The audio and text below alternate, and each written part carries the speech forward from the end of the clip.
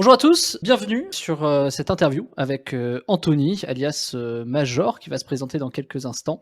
Merci Anthony, Major, de venir sur la chaîne Web de Fou. J'espère que tu es content d'être là. Bah écoute, merci beaucoup pour l'invitation. C'est vrai que ça a demandé plus d'un an pour qu'on arrive à se capter et qu'on prenne le temps. Donc je suis très très heureux d'être là, ça fait très plaisir. Et depuis le temps qu'on se suit, qu'on échange et également, franchement, moi j'attendais ce jour avec plaisir. Eh bien écoute, pareillement, je sais que j'ai un peu galéré, j'ai eu des problèmes l'année dernière, c'était très compliqué de faire des lives et tout ça, donc cool. Merci en tout cas de ta présence. Pour ceux qui ne te connaissent pas, qui ne te connaîtraient pas encore, comment tu te présenterais? Qui es-tu? D'où viens-tu? Que fais-tu? Alors, comme tu as dit, ouais, Anthony Gonnet Van Port, alias Major sur les réseaux sociaux. Moi je suis entrepreneur dans la tech, avec plusieurs activités, en investissement ou en produits développés. On m'a surtout connu sur les crypto-monnaies parce qu'en fait, pendant le bull run, on a donné vie à plusieurs personnes avec des gros portefeuilles. Et c'est ce qui nous a fait connaître avec une crypto-monnaie qui s'appelait Elrond à l'époque, qui est passée de quelques centimes à plusieurs centaines d'euros. Et beaucoup de personnes de notre communauté en avaient acheté et en fait, on en parlait à d'autres parce que c'était des e-commerçants. Et ils en ont tous parlé entre eux, etc., en disant que on avait fait un carnage là-dessus. Et il y a une vingtaine de personnes qui ont eu un résultat de malade mental en termes de chiffres.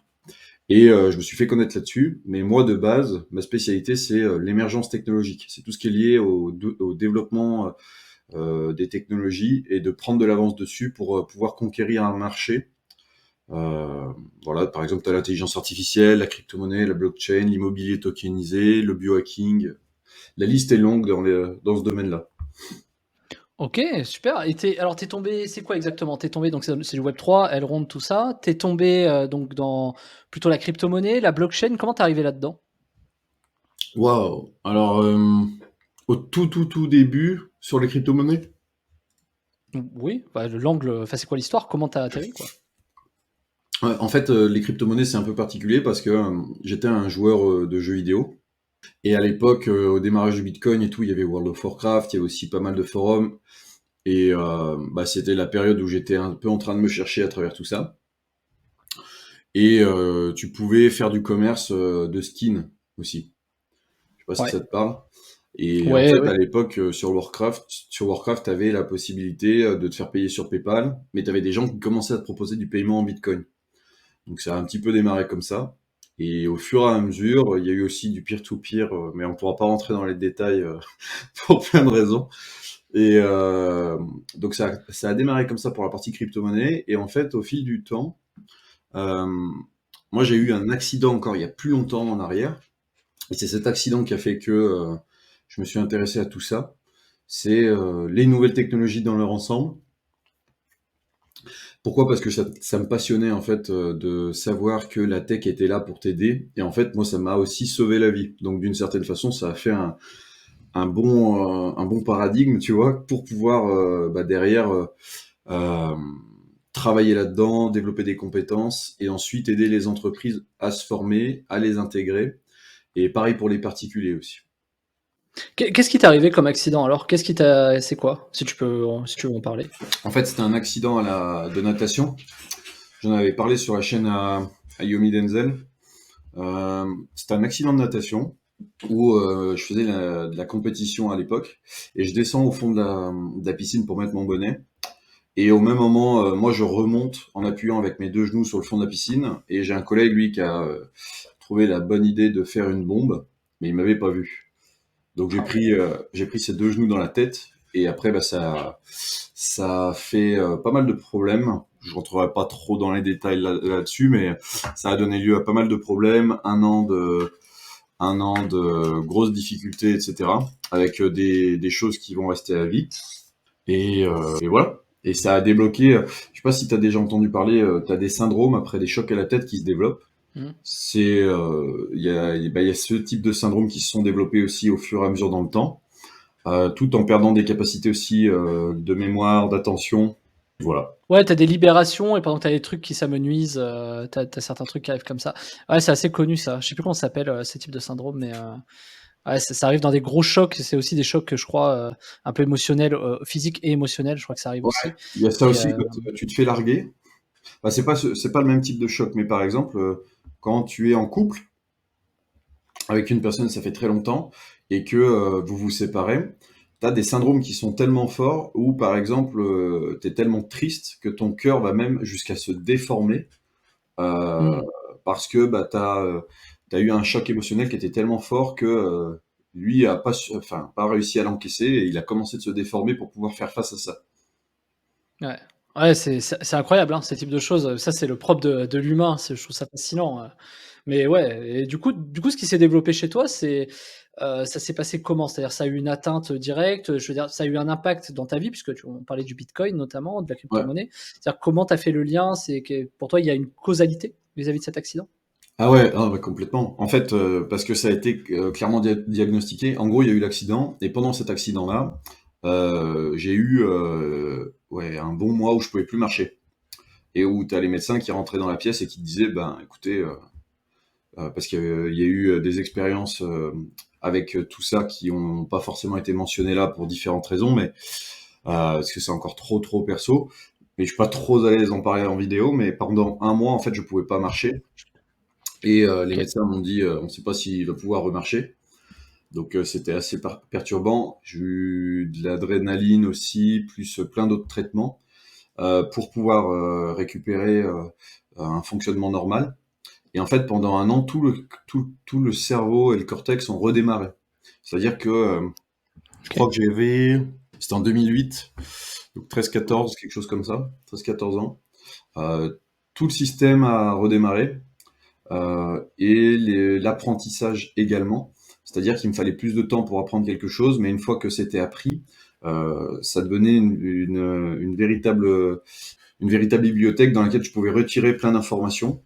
Et je sais pas, tu vois, genre là, à côté de moi, j'ai un bouquin, je lisais. Mmh. Le bouquin, il était, sur le coup, j'avais l'impression de ne pas l'avoir mémorisé. Par contre, au bout de 2-3 semaines, en fait, je m'apercevais que j'avais le subconscient qui avait presque mémorisé tout le bouquin. Ouais, un peu comme une hypermnésie, je sais pas si tu connais le terme? Un Ouais, peu ouais, bien un sûr. Un mix entre ça, un mix entre ça et alors tout le monde l'a, mais je veux dire une sorte de pensée atomique qui a été décuplée. Où là, tu vois, on fait le podcast et en gros, dans ma tête, ça fait une sorte de vue explosée de bah, l'ordinateur que je regarde, il a explosé, tel et tel matériau, c'est ça. mmh. Euh, Derrière, il y a la caméra qui enregistre, ça passe par du TCP, enfin, bref, plein de choses comme Mmh. ça. Et donc il y a eu toutes ces choses-là qui se sont développées dans le temps, avec leur lot d'avantages et d'inconvénients forcément. Parce que de base, j'étais pas censé y survivre et ça a été diagnostiqué comme un miracle en fait parce que tout le sang avait rempli le cerveau, si tu veux. Ah ouais, d'accord. Ah ouais, Ah ouais, c'est, c'était hardcore. C'était après j'entends que tu veux pas forcément trop en parler, donc Ouais, non, enfin, on en fait, peut je suis pas trop à l'aise là-dessus parce que tu connais aussi bien Internet que moi. je comprends. Et bon, voilà. Donc le pont pour la crypto-monnaie du coup, pour la Et ben, blockchain, Web3. voilà, en fait, ce qui s'est passé, donc il y a eu ça, et j'étais tout le temps plongé dans les nouvelles technologies, en train d'apprendre plein de choses. Et donc j'ai découvert les cryptos, comme je l'ai dit, avec ce passage un peu jeu vidéo, plus Mmh. à l'époque, je découvrais tout ce qui était lié à la cybersécurité, etc. Et puis un petit peu plus tard, les bitcoins et quelques cryptos que j'avais gardés ont commencé de faire des leurs.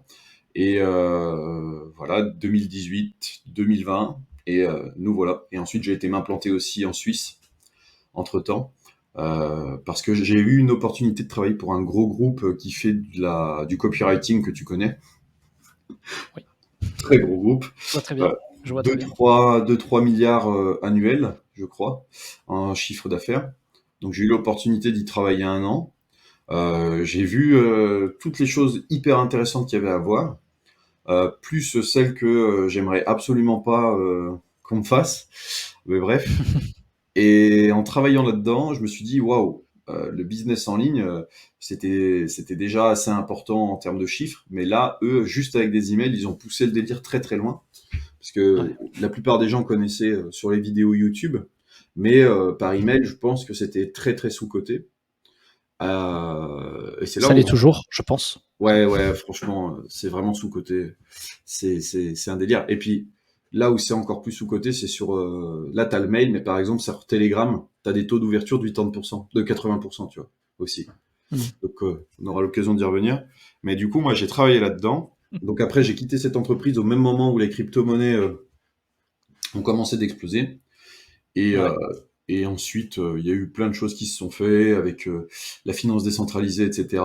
Le fait que les gens ont parlé des résultats qu'on avait eus et ça a attiré beaucoup de e-commerçants à Mmh. travailler avec nous, plus à faire de l'affiliation, on a sorti des produits, etc., etc.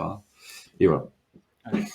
Ouais, les e-commerçants, moi je respecte quelques-uns d'e-commerçants, mais c'est vrai que c'est un peu compliqué, quand tu as des mecs comme ça qui arrivent chez toi, peu importe ce que tu fais d'ailleurs, ça reste toujours un peu délicat parce qu'ils essaient de tout raser, de la foutre à l'envers dès qu'ils peuvent, ce genre de choses. Alors moi j'ai rien contre les e-commerçants particulièrement, mais j'ai eu les plus mauvaises expériences. Hmm. Bah, en fait, ce qui s'est produit, tu as bien mentionné, c'est que il y a eu 10, 20 personnes qui ont vraiment eu des résultats explosifs. Et t'en as eu d'autres où moi, par exemple, ça fait 10 ans vraiment que je suis dans le domaine des nouvelles technologies et 5 ans que ça s'est vraiment professionnalisé. Et dans les personnes avec qui ça s'est professionnalisé, euh, je sais pas si c'est commun, mais j'ai toujours bossé avec du B2B. Et la seule fois où j'ai bossé avec du côté B2B, mais info-entrepreneur, pas de paiement, des mecs qui sont pas sérieux, euh, qui cherchent à chaque fois comment ils vont pouvoir te bouffer. Enfin, c'est que ce genre d'ambiance. Donc petit à petit, on s'est un petit peu déconnecté de ça parce que ben on est resté avec des ardoises bien costaudes qu'on, à mon avis, on reverra pas. Et Beaucoup voilà, de on a chance. fait un deuil là-dessus et on continue. Ne me lance pas sur les infopreneurs, sur ce type de sujet, tu sais ce que j'en pense, forcément. C'est sûr qu'il y a des gaps entre des mecs qui font, des dizaines de millions, des centaines de millions, des milliards, qui se professionnalisent, qui payent, qui font des prestats ou qui sont professionnels et des mecs qui sont dans leur garage, qui font, 30 000 balles par mois, qui pensent qu'ils ont tout compris à la vie et qui vont pas payer ta presta, ce genre de choses. Donc c'est sûr que c'est pas du tout professionnel. Les infopreneurs ont du mal à se spécialiser, à se professionnaliser. Pas tous, bien sûr, c'est comme tout, hein, il y a toujours une minorité.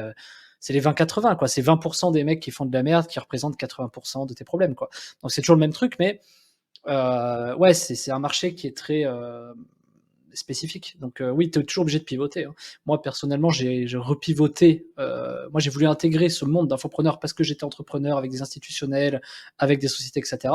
Pour justement, parce que je pense que c'est un vrai levier. Je pense que vraiment les mecs de demain sont là-dedans. Mais le problème, c'est qu'aujourd'hui, il y en a beaucoup qui font de la merde. Bah, ça fait un tri. Ouais, ça fait un tri, voilà. Et puis ceux qui resteront, bizarrement, ce seront ceux qui marcheront bien. Donc, comme partout, comme dans tous les marchés. Donc, ouais, je comprends, je comprends. On va pas parler des ardoises, mais c'est très souvent le cas. Beaucoup se reconnaîtront qui écouteront ça. De toute façon, ceux qui mettent les ardoises, c'est toujours les mêmes. Ça vient toujours du même endroit, c'est toujours le même problème et c'est toujours chez les mêmes personnes. Donc, de toute façon, globalement, voilà. On va voir comment ça va se passer dans les années à venir avec les jeunes. Parce que, on voit des mecs de 13 ans qui commencent à faire du contenu, make money, etc. C'est quand même fou. J'ai Mais vu des t'as vu gamins. un- sur le canal de Luc l'autre jour, de NFT Luc, j'ai vu il y avait un gamin, il a Oui, 13 ans. exact, Mais exact, exact. incroyable, incroyable. Après, le Ouais. problème là, c'est un problème de légitimité. On y revient, tu vois. Ouais, Mais c'est marrant, c'est touchant aussi même. Mais moi je trouve, franchement, je vais te dire, je suis pas, enfin, je te donne mon avis sur ça. Il y a 20 ans, il y a 15 ans, quand j'ai commencé, j'ai commencé il y a 20 ans, mais on va dire, allez, il y a 15 ans, quand j'ai commencé vraiment à faire du biz en ligne, j'étais considéré comme un mec hyper jeune, hyper machin. J'avais quoi? J'avais 15-16 ans, etc. Et en mode, bon, bah voilà. Alors moi, je faisais, et à l'époque, c'était les dons PayPal, PayPal, qu'est-ce que je raconte? Allopass, c'était les textos à passe, Allopass. oh là là. À l'époque, c'était, je faisais, on me mettait des dons pour des Dedibox, Dedi serveurs, Dedibox, je crois que ça s'appelait. C'est vieux tout ça, c'était les années 2005, Mm. 2006, un truc comme ça. Et en fait, on était considérés comme des jeunes déjà, etc. Mais la vérité, c'est que j'ai l'impression que plus t'avances, tu vois, maintenant, bon, je vais pas dire que t'es vieux, mais je veux dire, passer la trentaine, moi j'estime qu'on est vieux dans le web. C'était une phrase d'un de mes associés d'ailleurs. Passer 30 ans, t'es vieux dans le web. Et ben, moi je vois dans la période bull crypto, les mecs de 20 ans qui sont arrivés dans la crypto-monnaie à 20 balais, qui pigeaient des trucs. Toi, tu peux y être depuis 15 ans dans le web, mais qui pigeaient des trucs plus rapidement que toi. que toi, tu étais là, tu essayais de faire les ponts, de comprendre la logique, le machin. Eux, c'était inné, quoi. Et je suis convaincu que ça va de plus en plus. Il y a de plus en plus de jeunes qui commencent à faire de plus en plus d'oseille. Et je suis convaincu que d'ici 10-15 ans, tu vas voir que des mecs de 13 ans vont commencer à faire leurs premiers millions sur Internet en vendant, je sais pas moi, des trucs, des astuces, des machins. Comme quand tu le faisais, tu sais, t'as beaucoup de gens qui faisaient ça, je sais plus qui faisait ça, qui vendaient par exemple des cours en ligne ou ce genre de choses, tu vois. À l'époque, c'était ça. Aujourd'hui, c'est un peu enfin, comment on dit, décoté. Enfin, c'est un petit peu Ouais, le vent en poupe, quoi. enfin, les PDF et tout ça, ça commence un peu à être. Voilà, mais ça se remplace. En fait, les marchés ne font que se remplacer. Donc, il va y avoir de plus en plus de choses rapides. Et tu vois, peut-être l'IA, ça va être le nouveau truc des gamins de 13-15 ans, j'en sais rien, tu vois, je pense pas, mais voilà. Et en fait, j'ai l'impression que ça va de plus en plus tôt et c'est de plus en plus violent. Tu vois, par exemple, demain, tu verras qu'un mec aura fait son premier million à 14 ans, quoi. Et ça, je trouve ça fascinant. Ouais. J'en suis sûr, c'est Mais certain, tu vois. moi, je te rejoins pour une raison simple, c'est qu'en fait, euh, je sais que quand tu as 30 ans, alors je suis pas encore là-dedans, donc voilà, mais Je sais. je suis pas encore de la catégorie qui veut faire des enfants, etc. Mais quand tu commences à avoir une vie familiale, tu passes beaucoup moins de temps à faire de la découverte. Je veux dire, tu préfères passer du temps avec ta famille, ce qui est complètement normal, mais moi je préfère passer du temps à découvrir des choses, à continuer de me développer. Et en fait, tu as un cycle d'apprentissage aussi qui fait que si t'es pas né avec la mentalité de tout le temps essayer d'aller découvrir quelque chose et de faire appel à un peu de curiosité technique, la vie risque d'être un peu délicate. Mais eux, ils sont nés avec cette base où bah, ils ont grandi avec des vidéos YouTube qui leur renseignaient le business, plus ils ont grandi avec du TikTok et l'intégralité des choses maintenant qu'ils font comme montage vidéo, ils s'embêtent plus à prendre du Adobe, ils s'embêtent maintenant à aller travailler directement sur téléphone avec du CapCut, etc. Et du coup, c'est pour ça qu'on travaille beaucoup Ouais. plus vite et qu'ils sont plus efficaces. Ouais. Je vais te donner 2 points de corrélation que je constate, parce que moi, j'ai pas grandi avec les téléphones, j'ai pas grandi avec les smartphones, ça arrivait tard pour moi. Moi, j'ai grandi avec du PHP, du C++, du Java, avec des codes La bonne et époque. des sites web. Ouais, la bonne époque. Pour moi, c'est vrai que je regarde toujours une époque assez folle. Et, c'est vrai que j'ai l'impression que plus ça se simplifie sur smartphone, je pense que tu vas me rejoindre, plus ça se complexifie sur ordinateur. Et je pense qu'il y a une vraie transition à opérer là-dessus dont personne ne parle. Et moi, je le ressens au quotidien. Des codes d'authentification, des problèmes, le truc qui marche pas, les problèmes d'espace qu'on a eu il y a pas si longtemps, des problèmes de machin, il manque l'option truc, le bidule. Là. Et c'est vrai que quand tu vas sur téléphone, déjà, ça devient tellement plus facile de faire un montage sur téléphone aujourd'hui que sur ordinateur, ce qui est, pour moi, c'est contre-intuitif. Tu vois, je veux dire, t'as moins de capacité, t'as un moins écran, enfin, non, par contre, tu vois, les TikTok, tu peux les monter rapidement, les machins. Va faire ça sur ordinateur, tu perds un temps fou. Et j'ai l'impression qu'il y a une corrélation. Plus ça devient simple sur smartphone, plus ça devient compliqué sur ordinateur. Et ça, moi, je le ressens. Et en effet, moi, je suis papa. Et la R&D, je la fais moins. Par contre, je la fais plus moi-même. Moi, je pense que là où les mecs se trompent, c'est que très généralement, ils savent pas s'adapter au contexte de marché. Et moi, le contexte de ma vie, de mon marché, c'est j'ai un gamin, il faut que je m'adapte. Très bien. J'ai pris des associés qui font de la R&D pour moi. Alors, ils auront pas, et ce sera toujours moins bien que si c'est moi qui l'a fait, c'est sûr. Par contre, ils me remontent les bonnes datas. C'est à toi de bien faire les bons SOP, on va dire, pour que les mecs te remontent les bonnes datas, de sorte à ce que toi, tu puisses foutre ton cerveau et que tu puisses faire ce que j'appelle le 1 plus 1 égale 3, c'est-à-dire une info plus une info égale une nouvelle idée, quoi. Et, c'est vrai que, bah, franchement, bah, tu optimises ton temps. Peut-être que si c'est toi qui avais été, tu aurais découvert de nouveaux trucs, de nouveaux machins, mais en termes de temps reward, temps argent en merde, moi je trouve que c'est un très bon rapport. Je passe beaucoup moins de temps à faire tous ces trucs chiants de s'inscrire partout, de tester les trucs, de machin. Par contre, quand il y a quelques petits passages de trucs intéressants, je les ai, ça me permet de donner des idées, de créer des stratégies, faire des choses intéressantes. Et ça, je trouve, c'est sûr que je perds beaucoup de choses. Tu vois, c'est sûr, j'en suis certain. Mais j'évolue quand même, d'une Mmh. autre façon. Ouais, mais tu gagnes en temps de cerveau disponible. Exactement. Ouais, parce que je me rappelle, hein, quand tu devais, tu sais, tu sais que on fait pas exactement partie de la même génération, mais un peu quand même. Tu sais, quand tu apprenais un truc, il fallait le tester, ça merdait, il fallait refaire, tout ça pour avoir un résultat, bah, tu perdais des semaines d'apprentissage, des jours, des heures entières, tu vois. Et en fait, à la fin, le résultat, aujourd'hui, bah, maintenant, tu l'as tout de suite et tu peux faire des choses intéressantes avec. Par contre, clairement, t'as pas le processus de réflexion et ça, c'est un peu dommage. C'est-à-dire que t'as pas tout le truc qui t'amène à ça. Par exemple, le mec, il va te faire un truc d'une certaine façon. Peut-être que toi, tu l'aurais fait d'une autre. Et cette valeur-là, tu la perds quand même. Mais t'en gagnes une autre ailleurs, puisque tu as du temps de cerveau disponible. C'est une question d'arbitrage. Voilà. Bon, je vais pas trop m'étaler là-dessus, mais pour te répondre à ça, je trouve que moi, la R&D, il faut juste savoir tout au long de ta vie l'agencer. dans les périodes de ta vie, avec des gamins, sans gamins, si tu as une maladie, si tu as machin, si tu as un truc. Là où t'es bon, Tu là où vois? t'es pas, là où ça te parle moins. Exactement. Mais Et enfin, moi, j'étais pour rebondir sur l'histoire de l'ordinateur et du téléphone. vas-y, ouais, s'il te plaît, parce que Moi, je suis 100% d'accord là-dessus. Et en fait, je pense qu'il y a quelque chose qui va se passer que Apple a bien pré-shot. C'est le fait que l'ordinateur, en tant que technologie initialement d'informatique personnelle, a pas évolué au même rythme que les téléphones. Parce qu'en fait, les vraies évolutions sur ordinateur, elles se sont toujours faites d'un point de vue systémique avec les cartes graphiques, les processeurs, etc. Mais d'un point de vue fonctionnel, avec les différentes choses que tu peux utiliser dessus, tu vois, une sorte de Face ID sur l'ordinateur, ou même des choses toutes bêtes, c'est des choses qui n'ont jamais vraiment évolué. Et Apple a commencé d'emboîter le pas dans ce sens avec les systèmes de tracking, de eye tracking, etc. pour faire des actions qui pouvaient manquer jusque-là sur ordinateur et qui, à mon sens, à terme, vont soit nous permettre de faire disparaître l'informatique telle qu'on le connaît, l'informatique personnelle avec les ordinateurs portables et tout ça, pour progressivement le remplacer sur de l'Apple Vision ou quelque chose de similaire. Et finalement, sur ces technologies-là, on sera quelque chose qui sera plus didactique. Donc, tu auras plus de capacité de traiter rapidement l'information parce que c'est connecté encore plus rapidement à ton système de vision. Donc, en fonction de ce que tu regardes, tu peux faire quelque chose et tu as juste besoin d'insister pour avoir une action, plutôt que de devoir prendre une souris, faire un clic là, etc.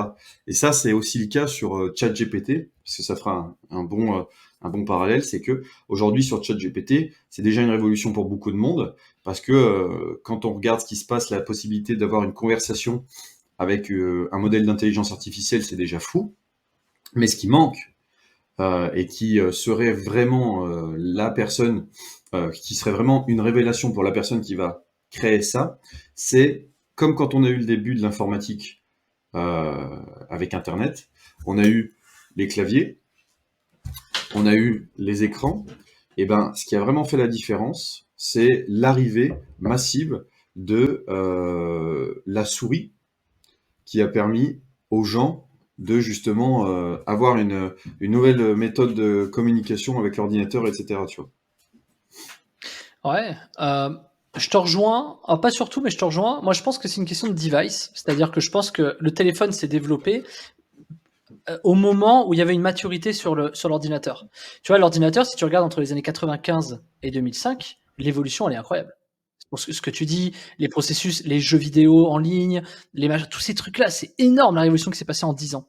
Et ben, si tu prends le smartphone, on est sur le même biais. C'est-à-dire 2007, 2020, j'essaie de faire un ratio, une cote mal taillée. Bah, finalement, on est sur des évolutions. Je sais pas si on peut foutre deux courbes. Il y a bien un mec qui a dû faire ça, mais tu mets les deux courbes, je suis sûr qu'elles se suivent plus ou moins dans une révolution. Peut-être le téléphone est plus exponentiel parce que plus d'avancées technologiques, plus machin, etc. Tu peux le Et je mettre pense là qu'après, en c'est une question de OLED et tout device. ça aussi. Ouais, exactement. Là où demain, et c'est là où j'allais y venir, demain, un nouveau device, ça peut être la puce RFID, ça peut être le casque Apple Vision, où tu n'as plus besoin d'écran, de trucs comme ça. Je trouvais ça incroyable, la technologie qui détecte le clic dans l'intention, ça c'est fou. Ça c'est incroyable. Et oui, tu n'as même plus besoin de cliquer finalement, comme tu dis, et c'est finalement... moi, ce qui me dérange, c'est que ça donne de la passivité aux actions.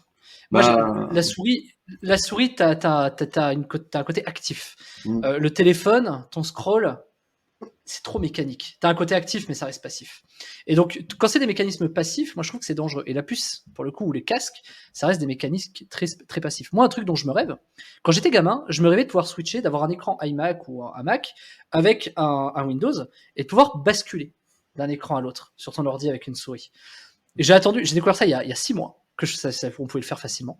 Et je trouve ça incroyable. Et ben, aujourd'hui, je me dis, de faire quoi? ouais, tu peux basculer, de basculer ta souris, par exemple, d'un Windows à un écran iMac. Genre passer de Ouais, ton ça fait un iMac à ton moment que ça Windows. existe, c'est pour ça, mais c'est pour ça Ouais, que je j'étais sais. surpris.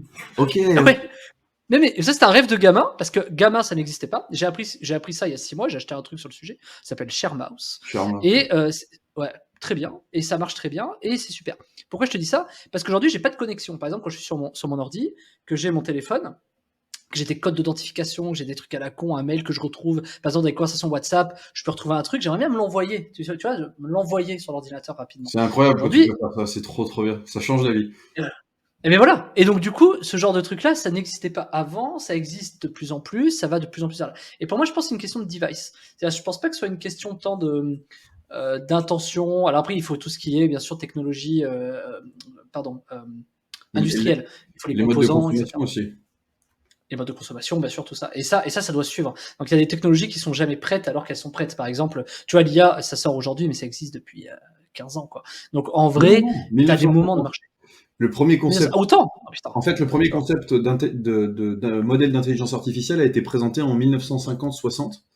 Et c'est juste Incroyable. que ça n'avait pas les mêmes capacités forcément d'aujourd'hui et qu'on en parle beaucoup aujourd'hui parce que vu qu'on, pour la première fois, on a décomplexifié quelque chose aussi Accessibilité. dur que le modèle d'intelligence artificielle, bah, les gens sont en mode waouh, c'est fou, mais ça existe depuis très très longtemps.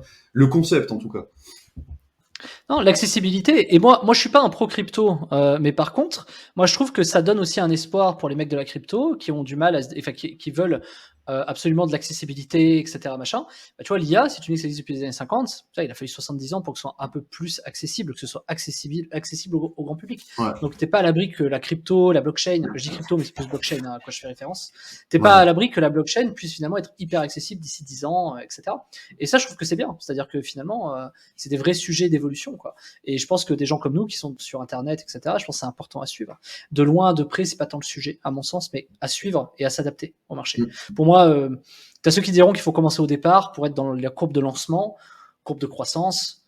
Moi, je pense que peu importe où tu te situes dans la ligne, tu peux évoluer, en fait. Ouais, j'ai un pote, enfin, j'ai discuté avec un pote récemment qui a lancé un compte TikTok et Instagram euh, qui a pour but de parler de l'intelligence artificielle. Il l'a lancé en une semaine. En une semaine, il a fait 30 000 abonnés. Ouais. Donc, peu importe le moment où tu te lances, finalement, tu peux te lancer sur n'importe quel business, mais si tu arrives et que tu prends peut-être 10 heures à affûter une hache et 1 heure pour couper, tu vois, ben, Ouais. on en arrive toujours au même point, c'est que ce qui va faire ta différence sur le long terme, c'est ton adaptabilité face au marché et ta capacité à rebondir pour trouver des nouveaux moyens de monétiser tel ou tel service qui est sorti ou tel euh, nouveau domaine. Et là où un entrepreneur vient vraiment briller, c'est quand il a cette capacité de trouver des problèmes à résoudre dans un marché qui est naissant et à se positionner avec une stratégie efficace qui lui permet de faire une vraie différence en quelques jours, tu vois. Ouais. Ouais, c'est vrai que tu as le temps maintenant, tu as le timing. C'est vrai que maintenant, il faut être de plus en plus rapide. Ouais. Donc, C'est ça, ouais. bah, regarde, une des grosses personnalités de l'entrepreneuriat français, par exemple, lui, il a pris 5 ans, non, 4 ans pour trouver son modèle de fonctionnement à base de euh, publicité, webinar, vente. Tout le monde copie maintenant, mais il y a déjà quelque chose qui est en train de naître sur le terrain qui, encore une fois, vient d'Amérique et qui a été piqué à nos amis les Chinois.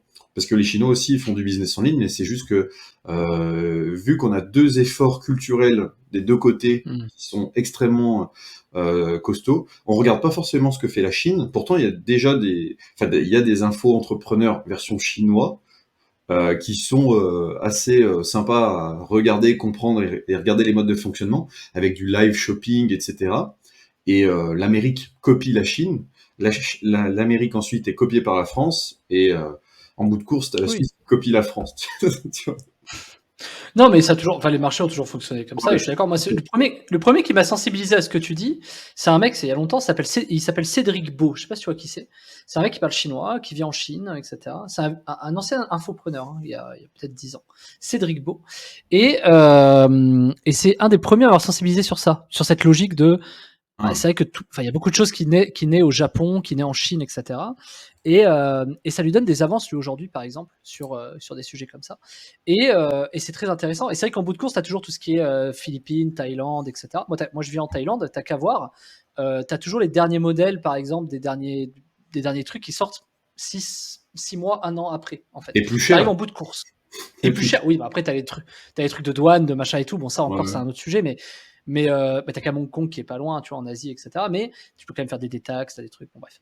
Et c'est pas le sujet. Et c'est vrai que c'est cyclique, en fait. En gros, c'est pas vrai ce que je dis, mais dans le schéma, ça part de Chine, Japon, ça part en Amérique, ça vient en Europe et ça dessert après en Asie. Puis ça renaît finalement en Chine, Japon et ça fait des tours comme ça. Et on les voit sur les notions publicitaires, par exemple. Dans tout ce qui est ads en e-commerce ou ce genre de choses, tu vois très très vite, par exemple, qu'en Inde, tu as des marchés qui sont sous-exploités, qui étaient peut-être les mêmes qu'en Amérique il y a 7-8 ans. Et en vrai, parce que tu as de plus en plus de gens, tu as de plus en plus de consommation, tu vois. Et en fait, tout est cyclique. Tout le temps est cyclique. Et je vais prendre cet exemple que tu as donné, enfin que tu as sous-entendu, c'est le vendeur ambulant. Tu vois, dans les années au XVIIe siècle, je sais pas, tu avais les mecs dans la rue qui prônaient leur commerce en Elixir, Elixir. voilà. Ouais, je pense à ça exactement, tu sais, dans les jeux, les machins. On l'a pas connu, mais on voit bien. Ouais. Et ben ça, aujourd'hui, bah, t'as quand même toujours les mecs qui vendent à la sauvette.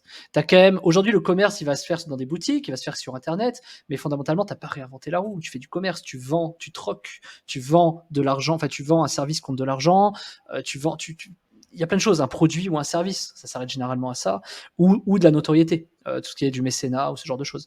Mais en fait, on réinvente pas la roue, et c'est ce que tu dis, c'est que finalement, bah, si tu regardes dans les bouquins des années 20, des années 30, tous les principes marketing marchent toujours encore aujourd'hui, quoi. En Ouais. fait, moi, j'ai toujours, quand j'entends c'est une révolution, moi, ça me fait toujours rigoler parce que non, en fait, ce qui est une révolution, pour moi, ça passe euh, par des révolutions, on va dire, sociétales, quoi. Tu vois. Et c'est vrai que l'IA, aujourd'hui, maintenant qu'elle devient accessible, est-ce que c'est une révolution sociétale?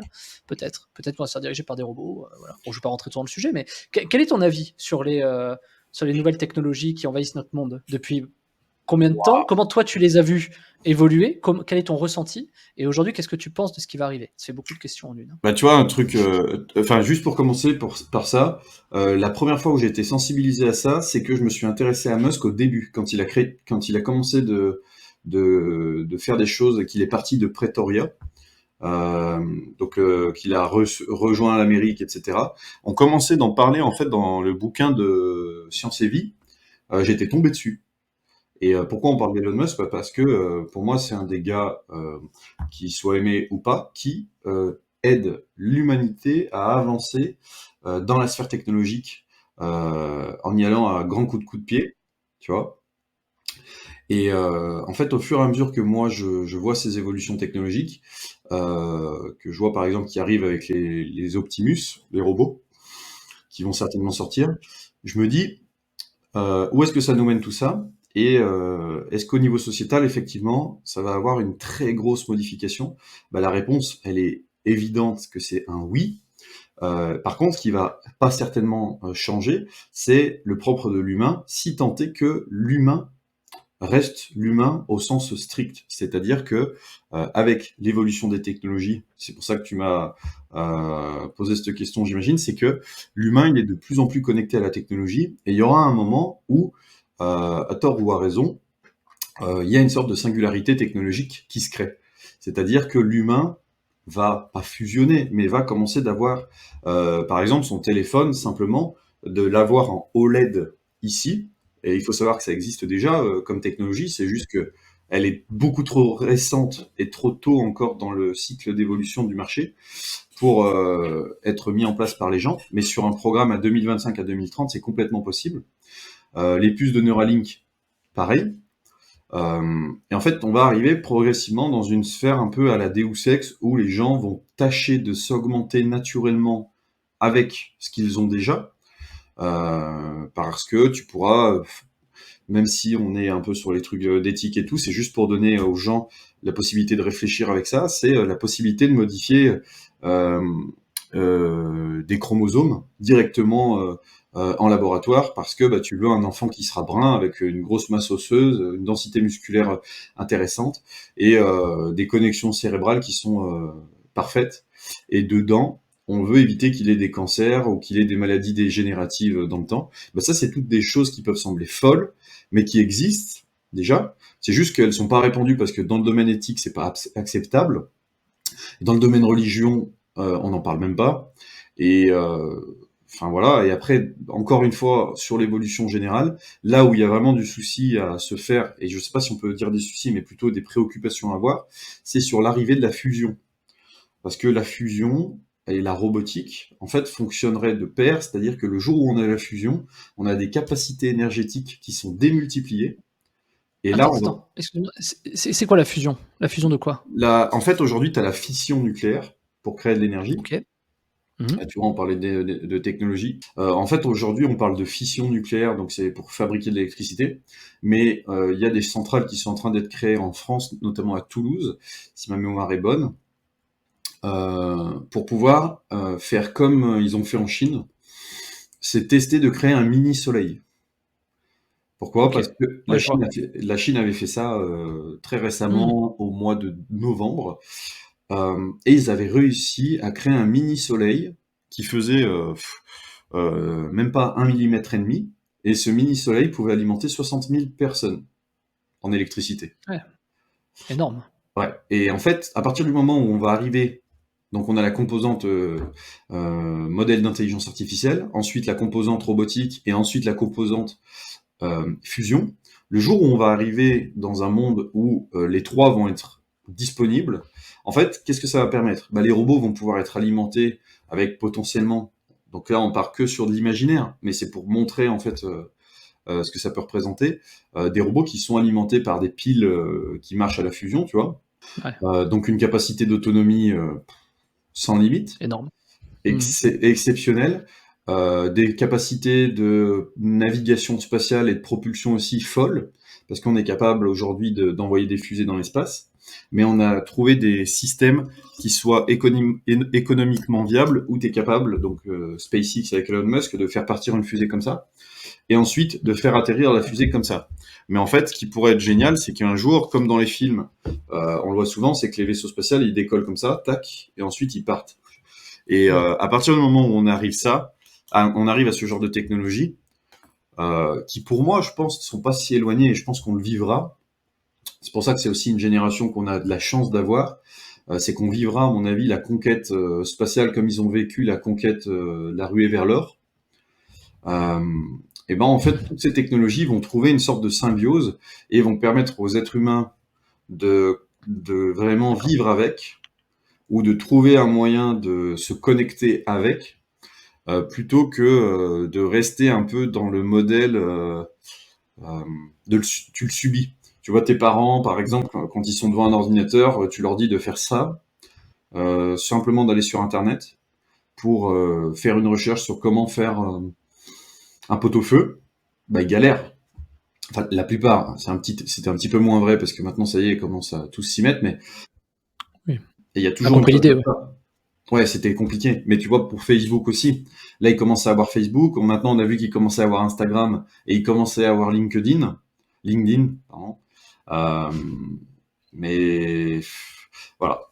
Pour moi, l'idée que j'en ai là-dessus, et derrière, forcément, il y a toujours le principe élémentaire, c'est la base, c'est commerce, santé, nature, innovation et psychologie humaine qui va toujours entrer là-dessus. Mmh. Ouais, je partage, un peu cet avis, enfin même totalement. Je rajouterais également que les gens ont peur de la nouvelle technologie, de l'IA et tout ça, et c'est marrant parce que pareil, tu te réfères au marketing. Hem, Chaque nouvelle chose fait peur. Moi, je me rappelle, par exemple, Facebook, je vais pas aller très loin, hein, Facebook qui changeait son mur. Tu avais tout le monde qui disait: «Ah, la nouvelle version, c'est de la merde, la nouvelle version, c'est de la merde, c'était mieux avant, c'était mieux avant». Tu vois, le classique, quoi.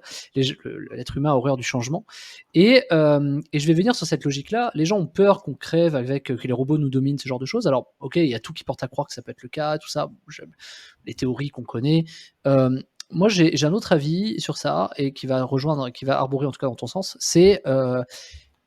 On n'a pas besoin des nouvelles technologies pour le contrôle. On n'a pas besoin des nouvelles technologies pour plein de choses, puisque, en fait, je vais prendre l'exemple de la médecine. Il y a plein de choses qui pourraient se passer. On l'a vu avec notre ami qui s'est passé en 2020. Il y a plein de choses qui peuvent se passer, qui auraient déjà été en place, qui auraient fait plein de choses, etc. Moi, je pense pas que. Je pense qu'il faut s'adapter. Je pense qu'il y a des révolutions, des adaptations sociétales à faire en fonction de nouvelles technologies. Et principalement, en tant qu'entrepreneur, je pense que c'est notre responsabilité aussi, de pas y aller que pour du fric, de y aller pour aussi comprendre les nouveaux modèles, comprendre les nouveaux fonctionnements, générer des idées, générer des partenariats, des genres de choses, pour justement créer quelque chose, un environnement. Alors je vais pas dire sain parce que ça n'existera jamais, mais un environnement où justement on puisse donner les clés pour s'adapter, on puisse donner les clés pour apprendre, pour faire ça. Enfin, pour moi, c'est un peu le but du système. Parce que en vrai, je vais revenir sur ce que tu as dit, mais tu parles des évolutions technologiques. Moi, il y en a une que personne ne parle, qui pour moi est la plus flippante. C'est celle La du roue? clonage. Ah, Non, le clonage. Le ouais. clonage et la téléportation. Je me rappelle, moi j'étais gamin, j'étais adolescent, j'écoutais Fun Radio, Max et Mélanie, exactement, c'est fou, c'est vieux. Et je me rappelle qu'ils avaient réussi à téléporter une souris. Et que leur plus gros problème, c'était en fait de reformer les particules à 1 mètre, de Une reformer les souris? particules en fait. Une souris, ils avaient réussi. Et alors, c'était à la radio, j'étais jeune, mais c'était vieux, c'était les années, début des années 2000, hein, Parce qu'une souris, fin des années 2000. peut-être que c'est un peu gros. Je sais qu'un atome c'était possible, mais une souris, ça me Une paraît un souris. peu. C'était une souris. Après, c'était sur Fun Radio, j'étais jeune, Ok. je sais pas trop, tu vois, la véracité du truc. Mais par contre, le clonage, je reviens là-dessus, le clonage, la brebis de Dolly, ça c'est flippant.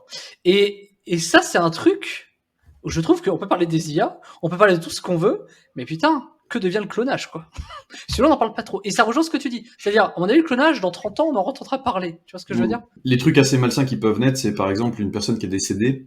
Si on est capable d'avoir un foyer numérique, ce que j'appelle, c'est une quantité non négligeable de toutes les informations qu'il a laissées derrière lui, comme des mails, des lectures, des écritures, ou, tu vois, plein de choses comme ça. Bah, pourquoi ne pas les implanter comme des souvenirs qui lui donneraient la capacité d'avoir des interprétations face à ça, tu vois. Mais après, on peut tergiverser longtemps. Chaud. Mais je voulais juste relever quelque chose qui est extrêmement important. Donc, dans la mesure où je peux pas forcément communiquer trop de choses là-dessus, moi, je sais que tu es au courant là-dessus. Je discute avec beaucoup de scientifiques, beaucoup de personnes dans ma communauté sont des scientifiques aussi. Et récemment, j'ai discuté avec une scientifique pour bien mettre en avant que c'est une femme, qui m'a expliqué que sur un certain hôpital dans le canton de Vaud, ils ont réussi, donc sur certains types de personnes spécifiquement, à obtenir un taux de rémission de 100% en stade 4 sur un cancer, et ils ont eu une rémission à 100% sur 3 types de cancers, le poumon, le foie, et j'ai perdu l'autre. Grâce à des études expérimentales, grâce à de la technologie, et notamment avec des modèles d'intelligence artificielle qui leur ont permis de traiter ça. Et pourquoi on n'en entend pas trop parler, parce que c'est la question qui va arriver tout de suite, c'est qu'il faut comprendre quelque chose avec ça, c'est qu'à partir du moment où vous commencez à créer des technologies de rupture, parce que là, clairement, lutter contre le cancer, Ouais. c'est extrêmement puissant, vous avez tous les problèmes qui vont avec. Il y a du lobbying, donc c'est un système qui vise à essayer de maintenir un effort commercial auprès de plusieurs entreprises en réduisant les technologies qui sortent, pas au silence, parce que ça fait un peu film d'action où on veut tuer tout le monde, mais en mode on paye des gens pour ne pas sortir des papiers, etc. Ou encore des petits cadeaux, mais aussi parce que ça peut faire peur, parce que ça suppose que quand une nouvelle technologie arrive, et c'est ce qu'on disait juste avant, beaucoup de personnes sont en mode dubitatif, regardent ça d'un œil, oui, bon, bah, voilà, et ont des doutes, ce qui est complètement normal. Et dans le cas de cette rémission-là, en fait, c'est normal d'avoir des doutes parce que si on reprend le contexte, ça s'est produit sur un certain type de personne, c'est-à-dire une personne hispanique de 45 ans qui avait tel groupe sanguin et qui avait un passé de fumeur, mais cet échantillonnage-là n'est pas assez large pour pouvoir encore être validé à 100%. Donc ça veut dire qu'on s'est basé sur une seule personne qui a eu une rémission à 100% sur un stade 4. Donc c'est-à-dire que limite il reste 4-5 jours à vivre à une personne comme ça. Et là, dans son cas précis, rémission. Donc c'est fou. Ça, alors déjà pour répondre à ça, c'est un peu comme le moteur à eau, dont on n'entend plus parler, parce que l'invention volée, donc je te rejoins sur tout ce qui est lobbying, etc. Point, sur ce sujet. Pour concernant la santé, moi je m'étais arrêté au fait que quand tu avais du pognon en Suisse, parce que le canton de Vaud c'est en Suisse, Ouais, on en a parlé tu pouvais déjà. arriver, tu pouvais foutre, ils prenaient en fait des échantillons de ton cancer et ils testaient plein de molécules différentes. Il fallait avoir un peu de pognon, je crois que ça coûtait 80 ou 100 k. Et ils testaient ton cancer sur plein de trucs et après ils te donnaient le traitement le plus adapté et tu avais des taux de rémission qui étaient énormes, je crois un truc comme 90 ou 95%, c'était énorme déjà, juste parce qu'ils arrivaient en fait avec de l'A/B test à tester le meilleur traitement par rapport à ta cellule, par rapport à ton machin, par rapport à ton truc. Et l'enjeu, si je dis pas de bêtises, là j'en sais rien, mais les médecins confirmeront, l'enjeu c'était de trouver cet A/B test le plus rapidement possible parce que tu avais des évolutions de ton cancer qui étaient continuelles, comment t'appelles ça, pas les évolutions mais les Une dégénération? métaboliques. Ouais, enfin la dégénération était de plus en plus les mutations. Voilà, c'est bon Ah, les parce que mutations, oui, la les mutations. mutation entraînait des dégénérations et donc il fallait tout de suite être capable le plus rapidement possible de trouver le traitement adapté. Et d'où le fait qu'il n'y avait pas 100% de rémission, etc. à l'époque. Et moi je m'étais arrêté à ça. Et déjà, je trouve que rien que ça, c'était déjà énorme. Alors si C'est ce que fou. tu dis pour le coup, Mais tu je vois, la retrouverai en on est podcast. Je pense que la fille qui est à l'origine de ça, enfin, l'origine, son équipe, quand même, ouais, mais son équipe qui est à l'origine de ça, j'ai prévu de la recevoir en podcast. Le seul truc, génial. c'est que, comme tu peux l'imaginer, Oui, on est oui. en train de regarder parce qu'il faut que ça soit flouté, il faut pas qu'on reconnaisse sa voix. Donc, il faut regarder un petit peu comment on va s'y prendre. Euh, et un peu de brouiller les pistes parce qu'en fait, on va très vite savoir de qui on parle. Mmh. Donc, Bah oui, bah bien sûr. Non, non, mais de toute façon, c'est compliqué ce type de sujet. Mais c'est ce qui est à la fois intéressant et passionnant, c'est que tu vois que finalement les trucs les meilleurs, on s'est obligé de les cacher. Et c'est ça que je trouve intéressant. Et c'est bien pour ça, moi en général, que je pars du principe que tout ce qui est accessible comme information reste de toute façon euh, caduc. pas caduque, mais en tout cas, il y a toujours une part de vérité, tu vois. Mais il faut pas les prendre telles qu'elles sont. Il faut les prendre dans la logique de ce qu'elles sont, dans le processus dans lequel ils appartiennent. Ah oui, Tu vois. j'avais noté un truc comme ça une fois. Attends, dans mon Notion, c'était... Voilà, c'était ça. Citation. Voilà, ce que j'avais noté, c'était que lorsqu'on sort une nouvelle formation en ligne, c'est que celle-ci a en général fini de faire de l'argent. Ouais, ouais, ouais, mais alors c'est pour ça que moi, tu vois, sur les formations, je forme souvent pas au résultat, mais au processus Au processus. d'adaptation. Mais je fais la Ouais. même chose. C'est pour ça que je suis pas un bon marketeur aussi, mais Mais non, mais exactement. Non, mais enfin, je sais pas si ça en fait exactement partie, mais dans l'idée, en tout cas, le processus est plus important parce que le processus, tu peux le réitérer dans plusieurs cas qu'un résultat. Tu l'as que via un chemin, en fait. Hmm. Donc, si tu peux apprendre le chemin, tu arriveras au même résultat, ça crée des embouteillages. Tu as trop de gens sur le chemin. Donc, il faut être capable d'adapter le chemin pour arriver à l'objectif. Et voilà, tout ça c'est très logique. Donc oui, moi oui complètement, je suis complètement d'accord avec ça. Et je pense que finalement toutes ces nouvelles technologies, elles vont arriver à un point de rupture à un moment donné, parce qu'on peut pas, la croissance infinie n'existe pas. Je vais donner l'exemple des instruments de musique. C'est ma mère qui m'avait sensibilisé à ça quand j'étais ado. Elle me disait, ouais mais un piano, t'inventes le piano. Mais le seul qu'est-ce qui a vraiment été réinventé sur le piano? Rien. On a rendu électronique le piano, on a fait des pianos un peu différents, des synthés, des machins, des trucs, mais en vrai, on n'a pas révolutionné le piano, tu vois. Et pourtant, au moment où on a révolutionné le piano, on a révolutionné plein d'instruments de musique. Et en fait, pour moi, il y a toujours une rupture. Pour autant, on joue toujours du piano, tu vois, mais on n'a pas fait évoluer l'instrument, on fait évoluer le son sur ça. Et c'est ma mère qui m'a sensibilisé à ça quand j'étais ado et qui me disait, en fait, on a toujours un point de rupture qui est celui de la nouveauté. C'est-à-dire que on arrive en fin de piano. Bon, la seule chose qu'on va faire évoluer, c'est le son. Donc, ok, dans le son, il y a des marchés, il y a plein de trucs à faire, machin, etc. Mais fondamentalement, tu vas pas révolutionner l'outil, quoi. Et je pense que la technologie, c'est la même chose. Si on le prend en tant que marché, il y a un moment donné, on pourra pas révolutionner la technologie. Et je pense qu'il va y avoir un point de rupture. On inventera autre chose, hein, je suis pas inquiet. Et que s'adapter à ça, c'est important. Et ce qui me permet d'amorcer une question qui, pour moi, est une des plus importantes, c'est, Anthony, comment est-ce qu'on se forme sur les nouvelles technologies? Comment est-ce qu'on fait pour rester à la page? Comment est-ce qu'on fait pour être toujours en alerte sur ce qui se passe, pour avoir soit des avances de marché, soit des avances d'information? bah, moi, je sais que j'ai toujours fait ça un peu naturellement parce que bah, je suis passionné par ça et en fait, quand t'es pris de passion, c'est comme quand tu découvres la Formule 1, tu commences d'aller voir tous les circuits, tu commences à t'intéresser à toutes les personnes et même aux gens qui vont potentiellement faire la Formule 1 plus tard. Mais basé sur ça, et même si c'est pas très bien marketé, ce qu'on a mis en place avec No Limit que j'ai sorti il y a quelques années, c'est de former les gens, comme on le disait, au processus de recherche ou à la formation de l'utilisation de ces nouvelles technologies pour ensuite leur permettre de leur ouvrir un éventail de nouvelles compétences qu'ils vont pouvoir réexploiter. Et il y a un outil que j'avais beaucoup commercialisé dans ce sens-là, qui s'appelait l'Oracle, qui réutilise un truc vieux comme le monde, qui est les flux RSS, mais qui les traite, qui les trie et qui va sélectionner les bonnes sources d'informations. Parce que aujourd'hui, le plus gros problème, c'est surtout d'aller trouver la bonne information, parce qu'il y a un peu de tout sur Internet, et quand tu commences à faire tes recherches sur différents sujets, tu t'aperçois que chacun dit la sienne. Mais moi, j'aime bien être... C'est bien ou mal ça, du coup, pour toi? Moi, je me base en evidence base. Tu vois, c'est ce qui est prouvé scientifiquement ou ce qui est prouvé sous forme d'études ou qui donne un résultat scientifique. Pour moi, je peux m'y baser dessus. C'est pour ça que j'ai toujours eu du mal au début avec les infos entrepreneurs parce qu'en fait, c'était des infos qui étaient sorties de chez eux, mais je pouvais jamais vérifier qu'ils avaient fait ces résultats. Hmm. Tu vois. Donc j'ai eu beaucoup de mal pendant longtemps avec ça. Et puis en fait, j'ai fini par comprendre comment ça se passait. C'est que, notamment en dropshipping, en e-commerce, etc., ils partageaient rarement les résultats parce que c'était sous peur de se faire copier les boutiques, parce qu'avec Shopify, il y a une quantité astronomique de tools qui te permettent de copier les boutiques, tu vois, et de faire très vite tes tests, etc. Donc j'ai finalement commencé par comprendre que pour la partie info-entrepreneur, c'était un non-sens.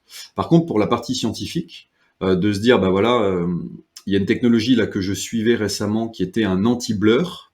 Donc c'est, imaginons, là on fait l'enregistrement tous les deux. Il y a un problème, c'est qu'à un moment ta caméra elle a pas fait le focus. C'est embêtant Hmm. parce que tu vas être tout flouté. Et ben Hmm. il y a un abstract qui était sorti il y a un petit peu plus d'un an sur un site qui référence tout ça. Et le mec avait mis au point un protocole qui permettait de déflouter, en connaissant la caméra de la personne, de déflouter quelqu'un en faisant des rattrapages et en lui donnant potentiellement une image ou juste le flou qui avait été fait, on était en mesure d'aller récupérer les pixels qui pouvaient manquer et d'imaginer la scène. Un peu un mix entre du Midjourney pour imaginer une scène et d'imaginer la personne qui était derrière. Et le Ouais. protocole était bien énoncé, il y avait plein de choses et d'informations là-dessus. Et comme d'habitude, il y a un mec qui, lui, a été très bon en marketing, qu'on a sorti un outil. Et cet outil, bah, il a fait un carnage sur Product Hunt, il a été retiré, il a été mis sur liste d'attente pour le moment. Ça s'appelle Anti-Blur AI, je crois. Ok.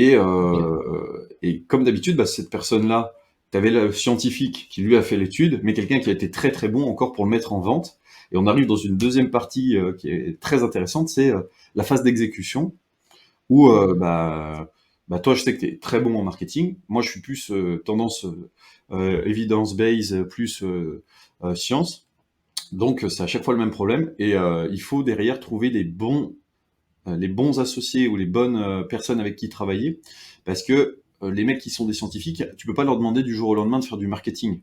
C'est comme si tu disais à un éléphant à qui tu as mis une petite corde autour du cou depuis son plus jeune âge, autour d'un piquet, de ne pas bouger d'ici, que quand il grandit, il devient un énorme éléphant, mais il y a toujours la petite corde qui est attachée au piquet, il va jamais bouger. Parce que dans sa tête, Hmm.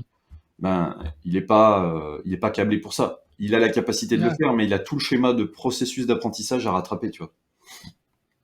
Alors, si, imaginons si je dois faire si je dois établir des pourcentages, on dirait quoi? Je te guide sur ma question parce que j'ai du mal à l'exprimer. Ouais. T'as quoi? T'as 40% de recherche d'informations. Ensuite, t'as 30% de tests sur les informations, d'idées et de tests. Et ensuite, tu as une partie production qui te permet de mettre un produit sur le marché, sur les nouvelles technologies ou d'être dans l'écosystème en tout cas de cette technologie-là.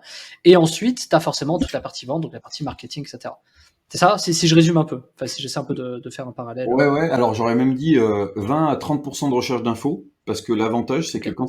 quand ça sort en abstract ou en test ou ce que tu veux, bah, les fichiers sont déjà des sources, enfin toutes les sources sont bien notées à l'intérieur. Donc il y a quand même eu beaucoup de Hmm. vérifications en amont. Donc ce que tu dois faire, c'est simplement vérifier que l'info est bonne. Quand c'est quelques scientifiques qui viennent de chez Google, bon, en général, Oui, oui, mais tu es obligé de rechercher cette information pour savoir d'où aller la justement, chercher. ouais, mais ça correspond finalement à ouais, peut-être 20-30% si tu veux de tout le processus. Ce qui est surtout le plus compliqué, c'est la mise en application parce que étant donné que tu es le premier Oui. sur le marché à devoir te faire les dents et à devoir trouver créer un processus pour Hmm. faire quelque chose d'intéressant avec, c'est là où tu t'exploses les dents complètement. C'est que Ouais. tu dois créer quelque chose qui n'existe pas. Donc, tu dois trouver comment tu le fais. Tu vois, par exemple, les premiers tutoriaux, les premières formations sur la crypto-monnaie que j'ai vu apparaître sur Internet, elles étaient en Asie. Elles permettaient aux gens de faire de la finance décentralisée sur des protocoles. Mais c'était pas encore trop dispo en Amérique. Et moi, j'avais commencé de voir ça, sauf que je parle pas ni mandarin, ni j'ai perdu le nom de l'autre dialecte. Donc j'ai dû me débrouiller avec ce que je comprenais et ce que je voyais à l'écran.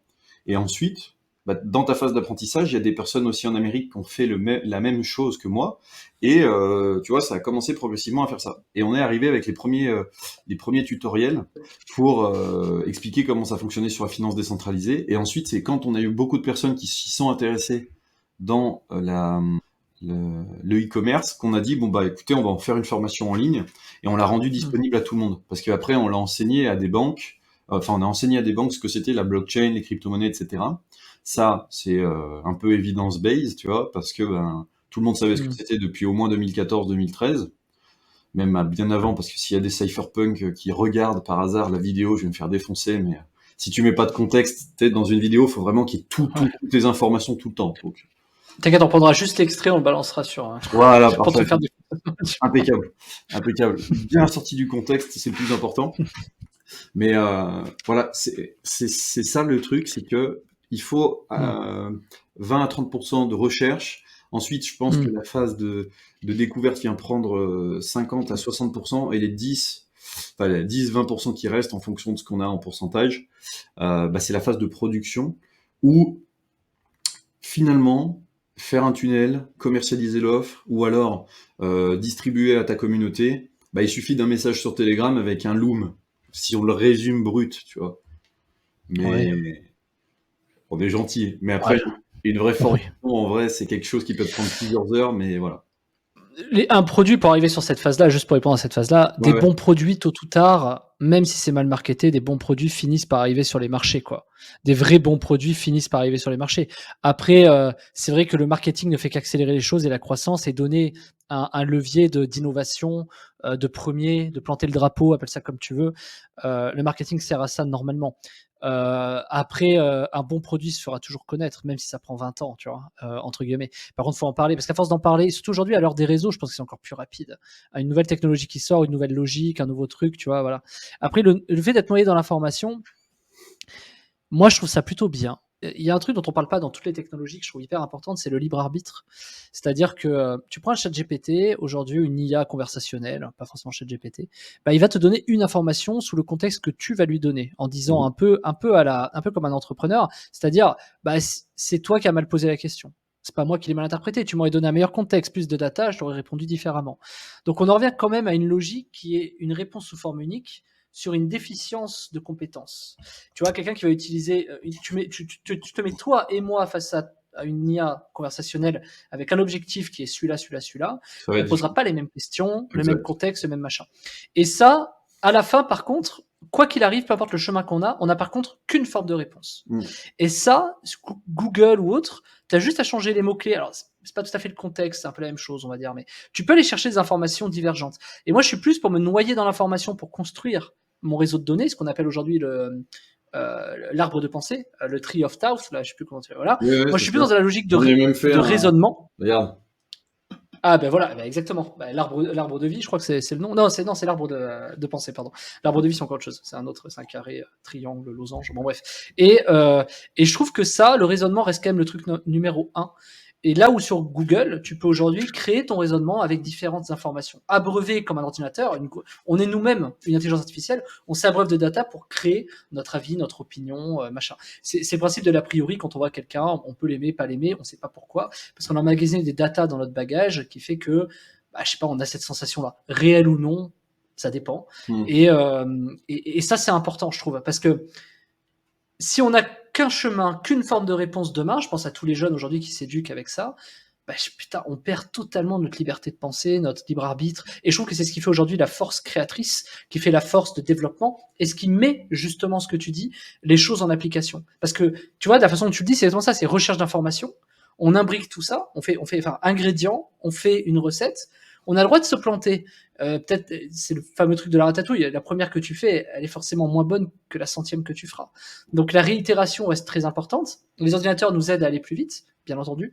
Mais, putain, ouais, la phase de production, c'est quelque chose. Et quand tu commences d'une nouvelle technologie que tu connais pas, j'aime bien prendre cet exemple maintenant. C'est un exemple que j'ai trouvé bon, qui parle aux gens. C'est, je sais pas, t'es face à aujourd'hui, quoi que tu fasses, tu ouvres Google et tu vas rechercher une réponse à ta problématique. Je pense par exemple aux développeurs. Les développeurs, ils ont un problème et ils vont chercher sur Internet ces infos-là.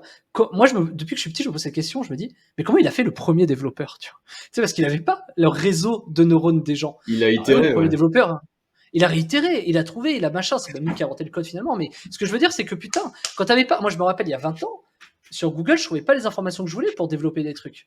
Et aujourd'hui, je tape une question, je la trouve en 3 secondes. C'est bien ou c'est pas bien? Franchement, ça te fait moins galérer, c'est bien, ça tu gagnes du temps. Par contre, je trouve que ça te formate moins le cerveau.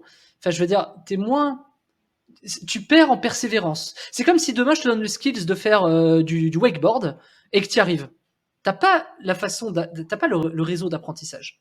Et je trouve que ça, on Les commence à le différentes perdre. étapes Ce avec réseau d'apprentissage. l'escalier qui t'ont permis de compléter différents stades de montée en D'évolution. compétences, d'amélioration de la portance sur tes jambes, etc., etc. Ben oui, parce que que devient la persévérance? Que devient la détermination? Aujourd'hui, on est que sur des bases, tu regardes tous les mecs en ligne, etc. On est que sur une phase de, il faut de la motivation, Non, mais argent, tout ce que tu veux, et de l'application. C'est faux.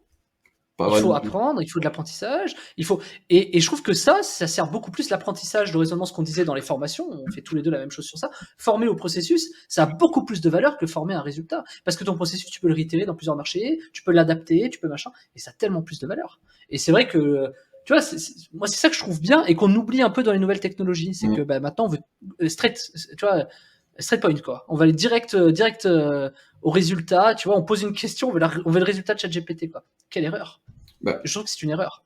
t'as un truc qui est encore plus vrai, c'est euh, moi quand les gens viennent chez nous, j'aime bien les former pour apprendre à apprendre.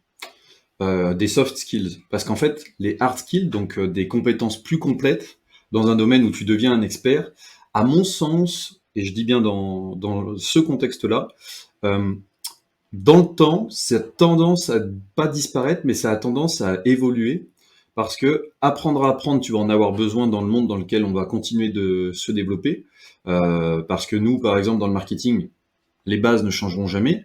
Par contre, les êtres humains, eux, vont changer. C'est-à-dire que on prend justement un purement hypothétique. Demain, il y a une sorte de puce qui est implantée dans ton cerveau. T'as plus les mêmes envies ni mêmes besoins et t'es formé au marketing et tu sais comment ne plus te faire avoir. Tu vois. Bah foncièrement, là, euh, même si tu as appris le marketing pendant des années, il n'y a plus personne qui peut te dire bon bah suffit d'apprendre le marketing, tu vends ce que tu veux. Ok, mais Ouais. maintenant tu peux plus rien faire. Par contre, si tu as la capacité d'apprendre à apprendre, tu seras en mesure de trouver une sorte de nouveauté pour aller lutter contre ça et tu vas faire appel à ta créativité en plus de l'environnement dans lequel tu vas trouver toutes les données qui vont te permettre de créer quelque chose qui sera inédit et jamais vu dans ton domaine d'activité et qui va renouveler et attirer des nouvelles personnes. Et tu parlais de créativité tout à l'heure, ça me fait penser un peu à Schumpeter avec la destruction créatrice, je crois, si ma mémoire est bonne. Mmh. C'est que Ouais, ça. en gros, à chaque fois qu'il y a quelque chose qui arrive, que ce soit une tech, une formation, un processus ou quoi, euh, l'important c'est pas véritablement ce que tu vas pouvoir faire avec, ni même le résultat, c'est tout le processus là-dedans que tu vas devoir mettre en place pour casser les stéréotypes que tu as sur certaines idées, où tu te dis, bah tiens, une publicité Facebook qui cible les hommes pour leur vendre un stylo, c'est sûr et certain que ça marche. Et en fait, quand tu commences à faire Mmh. tes tests et que tu vas sur le terrain et que en fait tu fais ta première publicité, tu vois que les femmes achètent beaucoup plus ton stylo, bah voilà, on arrive typiquement là-dedans. Donc il y a aussi une façon de se remettre en question sur des choses. Et nous, ce qu'on avait mis en place justement, c'est que quand quelqu'un arrive, déjà on lui introduit une discipline de travail qui est un peu moins dure que ce qu'on a pu voir dans le passé sur d'autres communautés. Juste, on lui donne des outils plus exploitables. Et ensuite, on lui dit, bah, c'est simple, pour apprendre à apprendre, il faut faire comme ça. Et il y a un gars, en ce moment, dans la communauté qui est en train de faire un carnage, tellement il s'est pris de passion là-dessus. Il s'appelle Anga, je sais pas s'il verra cette vidéo, mais le mec, tu lui donnes tout et n'importe quoi maintenant. Il a une capacité d'apprentissage qui est tellement explosive maintenant que on lui a filé juste la création de vidéos TikTok en automatique. Tu sais, avec Ouais. euh, tu mets un script et derrière tu dois créer des dizaines et des dizaines de TikTok. Mmh. On lui a présenté un outil, il a tout compris tout de suite parce que bah, il a cette capacité qui s'est débloquée, que tout le monde a mais qui a du mal à se débloquer. Et là, il a déjà créé 120 vidéos TikTok qui vont tourner sur 5 comptes en même temps pour faire de la diffusion et qui vont certainement lui ramener des montagnes et des montagnes d'adresses mail, tu vois. Donc, Il a quel âge? et en plus de ça, il a notre âge, il a 37, je crois. Ok. Ah oui, non, alors ok, ça va. Okay. Non, mais parce que du coup, tu vois, il est plus dans la génération où il comprend très vite, etc. Il faut un peu plus de temps, et c'est pas négativement que je dis ça, mais c'est juste que quand tu vieillis, ton cerveau, il perd des points aussi. Donc, Ah oui. forcément. Il perd des points. Non, mais clairement. Mais tu vois, moi j'ai une phrase sur ça. Enfin, j'ai pas de phrase, mais j'ai une image. J'ai un schéma sur ça. Quand tu commences, tu as un réseau d'idées. Après, tu as un réseau de produits. Après, tu as peut-être un réseau. Oui. Non, c'est que je vois où tu voulais en venir et je trouve ça incroyable. Je vois direct où tu veux en venir. Et en fait, plus tu évolues, plus ton réseau, déjà, il compound dans le réseau de produits, réseau de tout ce que tu veux. Et à la fin, tu vois, moi, aujourd'hui, justement, pour combattre en fait la perte des points, bah, tu construis un réseau d'associés, demain un réseau d'entreprises, demain un réseau de. Tu vois, et je trouve que plus tu fais. Le plus dur, c'est de savoir couper les neurones, on va dire, les réseaux. Tu vois, il y a peut-être des produits que je traîne depuis 15 ans que je cut. Parce que bon, ok, ça fait un peu d'oseille, et voilà. Moi, c'était une des premiers trucs, tu vois, des trucs qui font 5K de marge par mois. C'est des trucs qu'aujourd'hui, hier, je vais donner un exemple. Dans mon entreprise, quand je développais des projets, je faisais une sorte de POC, je faisais des produits à 10K de marge, des trucs comme ça. Mais je ne les exploitais pas. Et je sais que les gens qui vont écouter vont pas comprendre pourquoi, mais tout simplement parce que pour développer ce produit, il faut que tu recrutes des gens. Pour recruter des gens, ça coûte de l'argent, ça te prend du temps, va falloir que tu formes quelqu'un, va falloir que tu l'expliques, va falloir que tu délègues, va falloir que tu crées les process, et tout ça, ça met un temps fou. Alors qu'en fait, bah, si tu trouves c'est pas tant, d'où le fait que le process c'est important, mais c'est pas tant l'idée, même la mise en application qui fait la différence. Et pour moi, c'est le processus, quoi. C'est-à-dire, si, je sais pas, t'as une idée qui fait dire, ouais, mais c'est facile, tu prends un associé, en fait, tu le responsabilises sur le sujet et tu lui fais développer ça, qui est une forme de recrutement un peu différente, bah, t'es pas à l'abri que ton produit explose, en fait. Et c'est un peu le principe des milliardaires qui investissent dans les startups. Ils investissent pas vraiment dans des startups. Ils investissent sur des profils. Et sur les gens, et c'est ça. c'est ça, c'est sur les gens, sur les profils. Et donc, du coup, c'est ce que je trouve assez pertinent. Et est-ce qu'aujourd'hui, et je me permets donc d'étayer ça par rapport à ce que tu disais avant, est-ce qu'aujourd'hui, ça vaut le coup de parier sur des profils technologiques, d'où le gars que tu dis? Est-ce qu'on parie plus sur l'outil qu'il utilise, ou est-ce qu'on parie plus sur le mec, la façon dont on va l'utiliser? Et évidemment, de prime abord, on se dit, on va le faire sur le mec, parce que deux mecs différents vont l'utiliser différemment. Mais comment est-ce que tu sais que le mec va bien s'en servir? Donc ça veut dire que tu paries sur le mec, mais tu donnes des actions, enfin tu donnes de l'argent, tu donnes un outil, tu donnes une compétence, tu donnes, tu vois.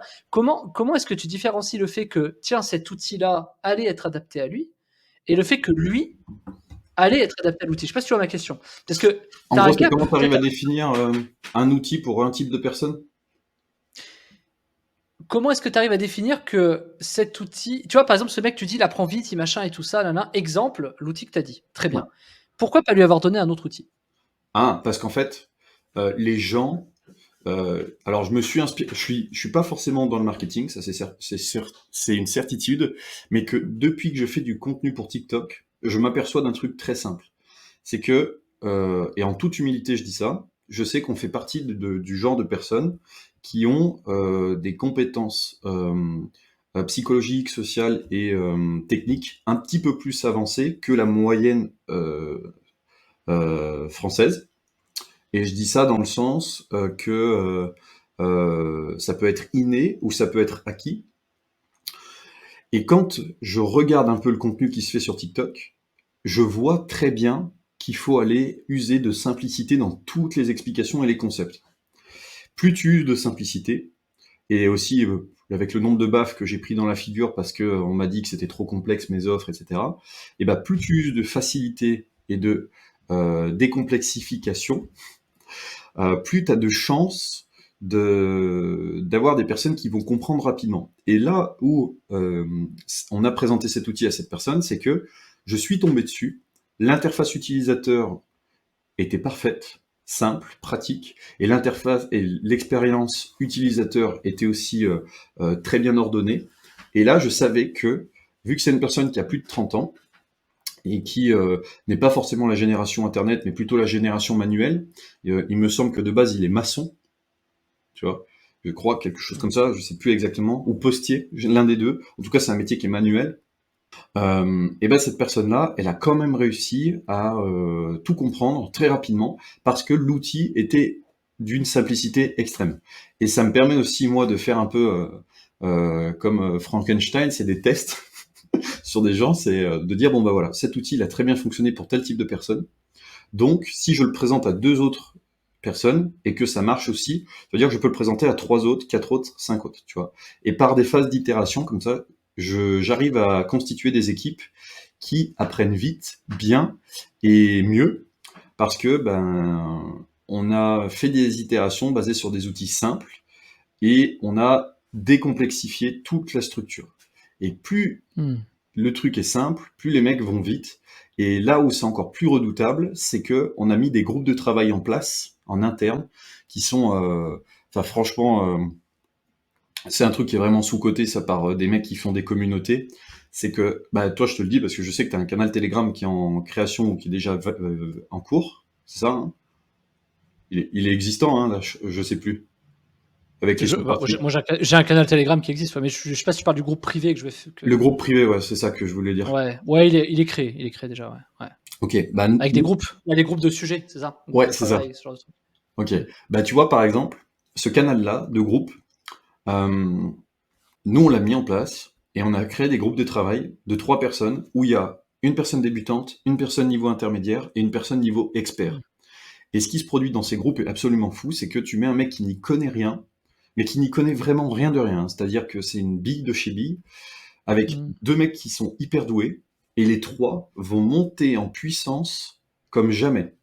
Et en 2 semaines, le mec qui est arrivé, qui était débutant, il arrive très rapidement à un niveau intermédiaire plus, et le mec intermédiaire, en 1 semaine, il devient pas un expert non plus, mais tu vois, il devient, il fait il solidifie l'intégralité de ses compétences. Et derrière, bah, il suffit dans ton processus interne, tu fais passer tes gars comme ça de groupe en groupe, et les mecs qui d'habitude auraient pris beaucoup plus de temps à faire de la théorie, à apprendre, etc., Mmh. vont avoir une courbe d'apprentissage qui est une hyperbole au lieu d'être simplement une droite linéaire, tu vois. Alors, j'ai beaucoup de choses à dire sur ça. Vas-y, Je sais pas si tu vas-y. partageras mon avis. Ouais, ouais, bah, je pense que c'est un sujet très intéressant. J'ai fait 15 ans de management, donc Ah oui, c'est je vrai. suis très sceptique sur ce que tu dis pour plein de raisons que je vais évoquer après. Sur la temporalité, je suis d'accord. C'est-à-dire sur un point de vue très court terme, je suis assez d'accord. Sur un point de vue très long terme, il y a l'aspect psychologique qui revient. C'est-à-dire les mecs qui se font la guerre parce que l'autre a appris plus, machin. Moi, je vais te dire un truc très, très simple. Tu vas parler de web de fou. Moi, j'ai une communauté à qui je ne donne pas l'accès à se regrouper. Parce que je n'ai pas vu une communauté encore qui est tenue sur la durée. Et je vais même te dire, la seule que je vois qui tient sur la durée, finalement, c'est la tienne. Parce que, et celle d'Antoine BM, mais c'est un autre sujet. Ouais. Les communautés, c'est très compliqué parce que en fait, il y a toujours un FUD qui arrive à un moment donné.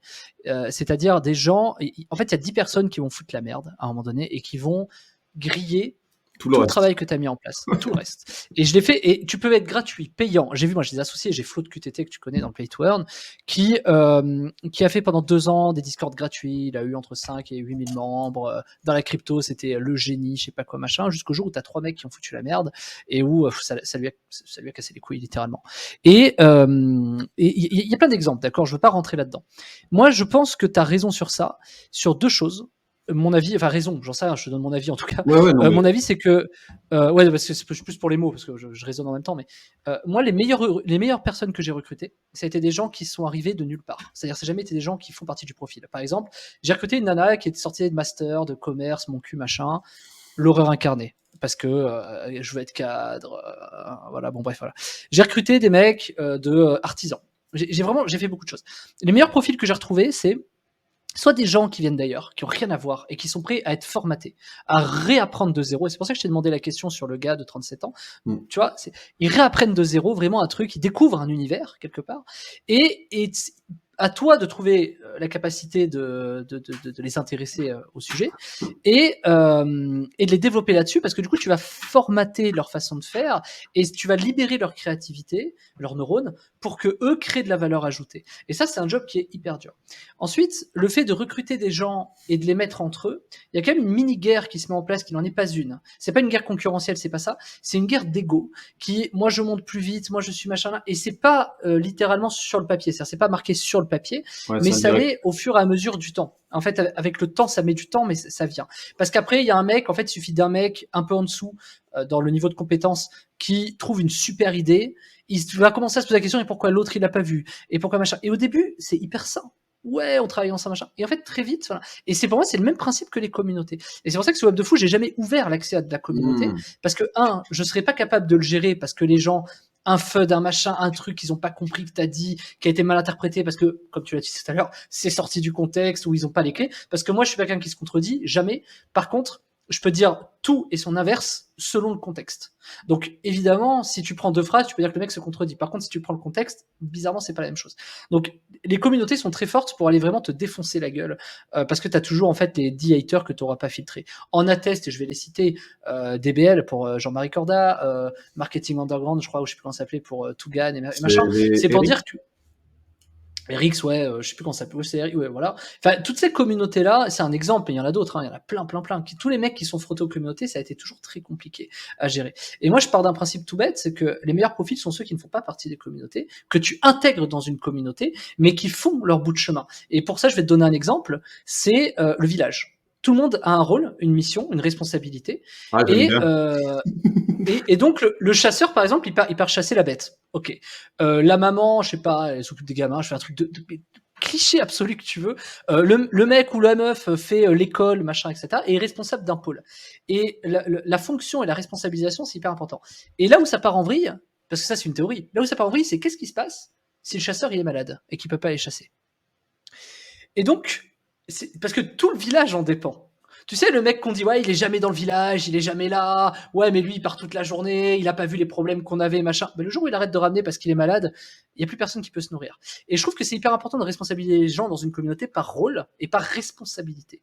Et le problème aujourd'hui, je pense, c'est qu'on a tous l'impression que tout le monde a un rôle un peu similaire, mais en même temps, tout le monde peut se remplacer. On dit que tout le monde est remplaçable. C'est vrai. Et c'est le but, quelque part. Parce que si le mec qui se barre, bah, il peut pas ramener la bouffe, t'es bien dans la merde, quoi. Et ça, c'est un exemple typique des associés où t'as des mecs qui disent, ouais, mais lui, il bosse 10 fois plus que l'autre.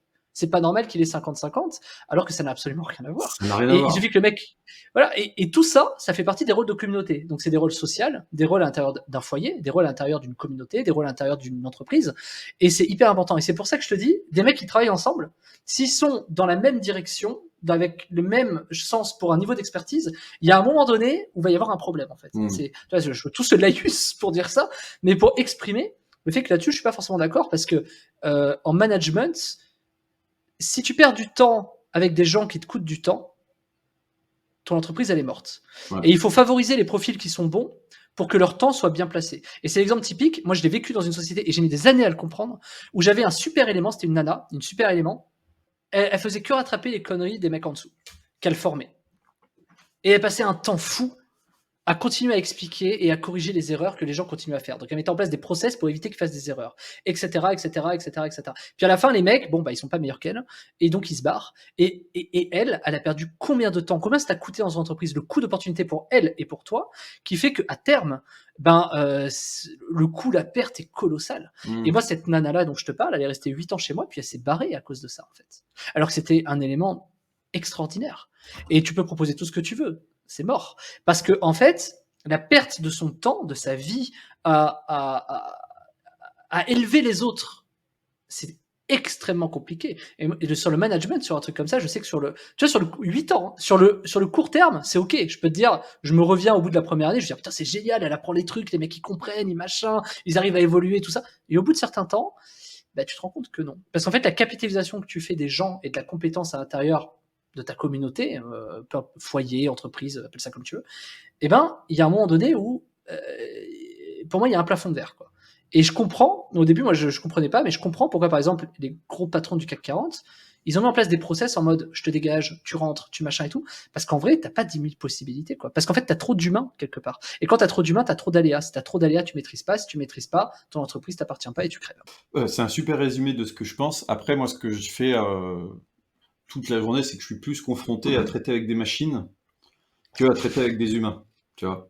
C'est plus facile. Bah, c'est plus facile. Puis en fait, après, c'est un autre problème, c'est que à force de traiter avec des machines, tu te mets à parler comme si tu étais tout le temps avec des machines, avec tout le monde, et ça peut supposer des problèmes parce que des fois, je me rends compte que je parle à mon équipe comme si je parlais à des machines, et ça génère des problèmes et des incompréhensions parce que j'ai pas besoin de m'exprimer de la même façon.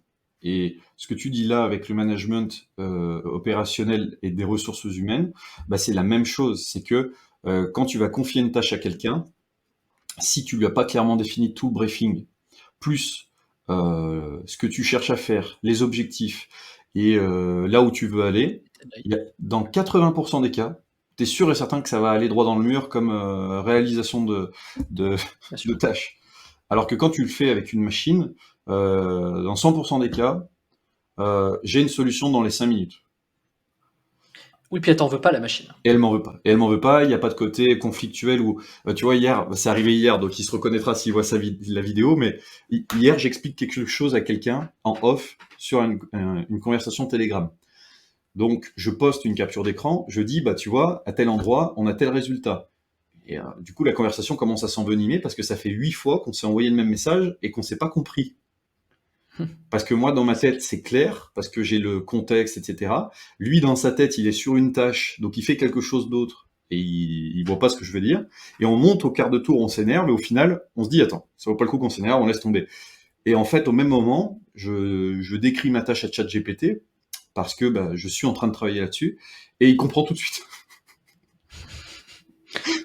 Mais tu vois, mais c'est pas grave, c'est juste que la gestion humaine, elle est un peu plus compliquée pour moi, parce que je travaille principalement, j'ai parlé de ChatGPT, mais c'est pas vraiment ça, c'est juste histoire de préciser, quoi. Bien sûr. Non, mais enfin, personnellement, j'ai bien compris que c'était l'idée. C'est l'idée que tu veux exprimer qui est intéressante plus que le résultat de ce que tu exprimes. Mais Et toi, non, je suis assez d'accord. Ouais. bah, j'allais te dire, et toi, comment tu fais pour sur la gestion de tes équipes, là, actuellement, t'as combien de personnes? J'ai plus personne. Moi, je suis passé de 25 salariés à 0 salarié, en fait. Donc, moi, j'ai viré tout le monde, ça m'a cassé les couilles. Pour la même raison que ce que tu dis, je suis plus à l'aise face à des robots. Et en fait, comment te dire, mes équipes l'ont ressenti à la fin, quand j'ai arrêté avec les dernières équipes. J'ai eu une phrase qui était assez incroyable et tellement vraie, douée de bon sens quelque part. Elle a été, cette phrase, j'avais l'impression qu'en fait, il n'y avait plus d'âme. C'est vrai, mais c'est chaud, mais c'est vrai. Ouais. Je l'ai pas mal entendu et en fait, j'étais plutôt d'accord. C'est-à-dire que, en fait, il y a un bout d'un moment, quand les gens te cassent les couilles, quand je dis te casse les couilles, c'est que, ok, tu peux dire que c'est ta faute tout ça, tu vois, parce que, attends, 15 ans, d'accord? Donc, oui, c'est ma faute, attends, c'est autre chose, ok. Bon, il y a au bout d'un moment, tu te dis, bon, t'as assez d'éléments et ça, c'est dur. Enfin, cette perte de temps dans ma vie, je m'en veux, hein, mais t'as assez de retours pour te dire, en fait, il y a des gens avec qui ça se passe très bien et des gens avec qui ça se passera toujours mal. Donc, en fait, c'est pas tant un problème de processus, c'est juste que tu as un processus qui est adapté à des gens. D'où la question que je t'ai posée tout à l'heure. Est-ce que tu estimes que c'est une personne qui adapte un outil ou un outil adapté à une personne? Et donc, en fait, à partir du moment où tu as des gens, bah, c'est bon. Et moi, l'équation que j'ai faite, elle a été très très simple. C'est le niveau de responsabilité. Donc moi, ce que j'ai fait, alors ça avait commencé un peu avant parce que je lance des billes, je fais de la B-test, mais pour moi, c'est la responsabilité et c'est des associés. Donc moi, aujourd'hui, par exemple, j'ai 15 associés qui, eux, drivent des gens. Donc j'ai pas d'équipe, mais quelque part, on en a, si tu veux. Et en fait, moi, je suis juste avec mes associés. Moi, on dirait que j'ai personne. J'ai un bras droit, un presta, machin, mais pour des trucs un peu transversaux. Et en fait, c'est mes associés qui aujourd'hui ont ce niveau de responsabilité. Voilà, en fait, tout le monde, en fait, et je reviens sur cet aspect communautaire parce que moi, au sein de mes associés, c'est ma communauté, mes associés. Moi, mon rêve, c'est que tous mes associés se regroupent sur une boîte, tu vois. Ce sera impossible. Mais putain, waouh. Et ce sera incroyable pour moi. Peut-être dans 10 ans, j'en sais rien, tu vois. Mais il va y avoir, de toute façon, une logique de responsabilité quoi qu'il arrive des gens. C'est-à-dire en tant que salarié s'il n'est pas responsabilisé, en tant que manager s'il n'est pas responsabilisé, en tant qu'associé s'il n'est pas responsabilisé. Et la meilleure façon de responsabilité, c'est de donner de la confiance, un rôle, une mission et un périmètre. Et c'est le cas avec une association. C'est simple. La confiance, l'écrit avec les parts, les pourcentages, la responsabilisation de là où il est bon, pas venir empiéter sur son trait carré. Alors, pendant des années, j'ai fait, c'est pas une erreur, hein, parce que franchement, j'ai fait beaucoup d'argent, mais j'ai été avec un associé où on était à la fois extrêmement similaires et extrêmement complémentaires. C'est-à-dire qu'on était similaires dans la logique, mais complémentaires dans les procédés. Et donc, du coup, ça a coupé beaucoup de portes, mais ça permettait d'accélérer beaucoup de choses. Donc, en fait, pareil, c'est des choix. Et le niveau de responsabilité, encore une fois avec cet associé, a fait la différence. Parce que si on est tous responsables d'un truc spécifique, ben ça fonctionne bien. Moi, vers mes associés, je suis responsable de certaines choses. Je garde, en fait, c'est le principe de garder, ce que les gens vont maladroitement appeler garder sa valeur, quoi. Bah ouais, moi j'ai ma valeur qui est difficilement scalable. Et pour ça, fallait que je comprenne où était ma valeur. Pour comprendre qu'elle n'est pas scalable, on peut se dire oui, mais tu peux te dupliquer, ça. Il y a des trucs que tu peux pas. Quand j'explique à même des mecs spécifiques, je vais pas trop, voilà, mais des nouvelles idées qu'eux n'ont pas vues depuis 20 ans sur leur propre métier, c'est ce que tu dis, j'arrive, je débarque de nulle part, j'arrive, j'apprends un nouveau truc et tout de suite ça me donne des idées, et ça permet de faire évoluer leur propre travail. Je suis consultant, en fait, c'est ce que souvent je dis, c'est je suis consultant que les consultants consultent. Et donc c'est un peu ça, en fait. Et mécaniquement, ça donne une valeur ajoutée incroyable et tu prends une place qui est importante et tu te responsabilises de toujours avoir les bonnes idées, les bons process, les bons fonctionnements, etc. À défaut, tu as du réseau, à défaut, tu as des machins, etc. Et donc, pour terminer là-dessus, pas faire une réponse trop longue, les salariés peuvent pas se responsabiliser, encore moins en France, parce que sinon ils se barrent, sinon ils te foutent un prud'homme, sinon chômage. Et donc c'est facile d'avoir une sorte c'est facile d'aller au cirque et d'avoir un méga trapèze en bas, tu vois. Est-ce que, et c'est le principe, je sais pas, dans Batman, The Dark Knight, tu vois, le mec essaie de sauter de sa falaise, tant qu'il est attaché, il n'y arrive pas. Le jour où il est plus attaché, il arrive à se raccrocher.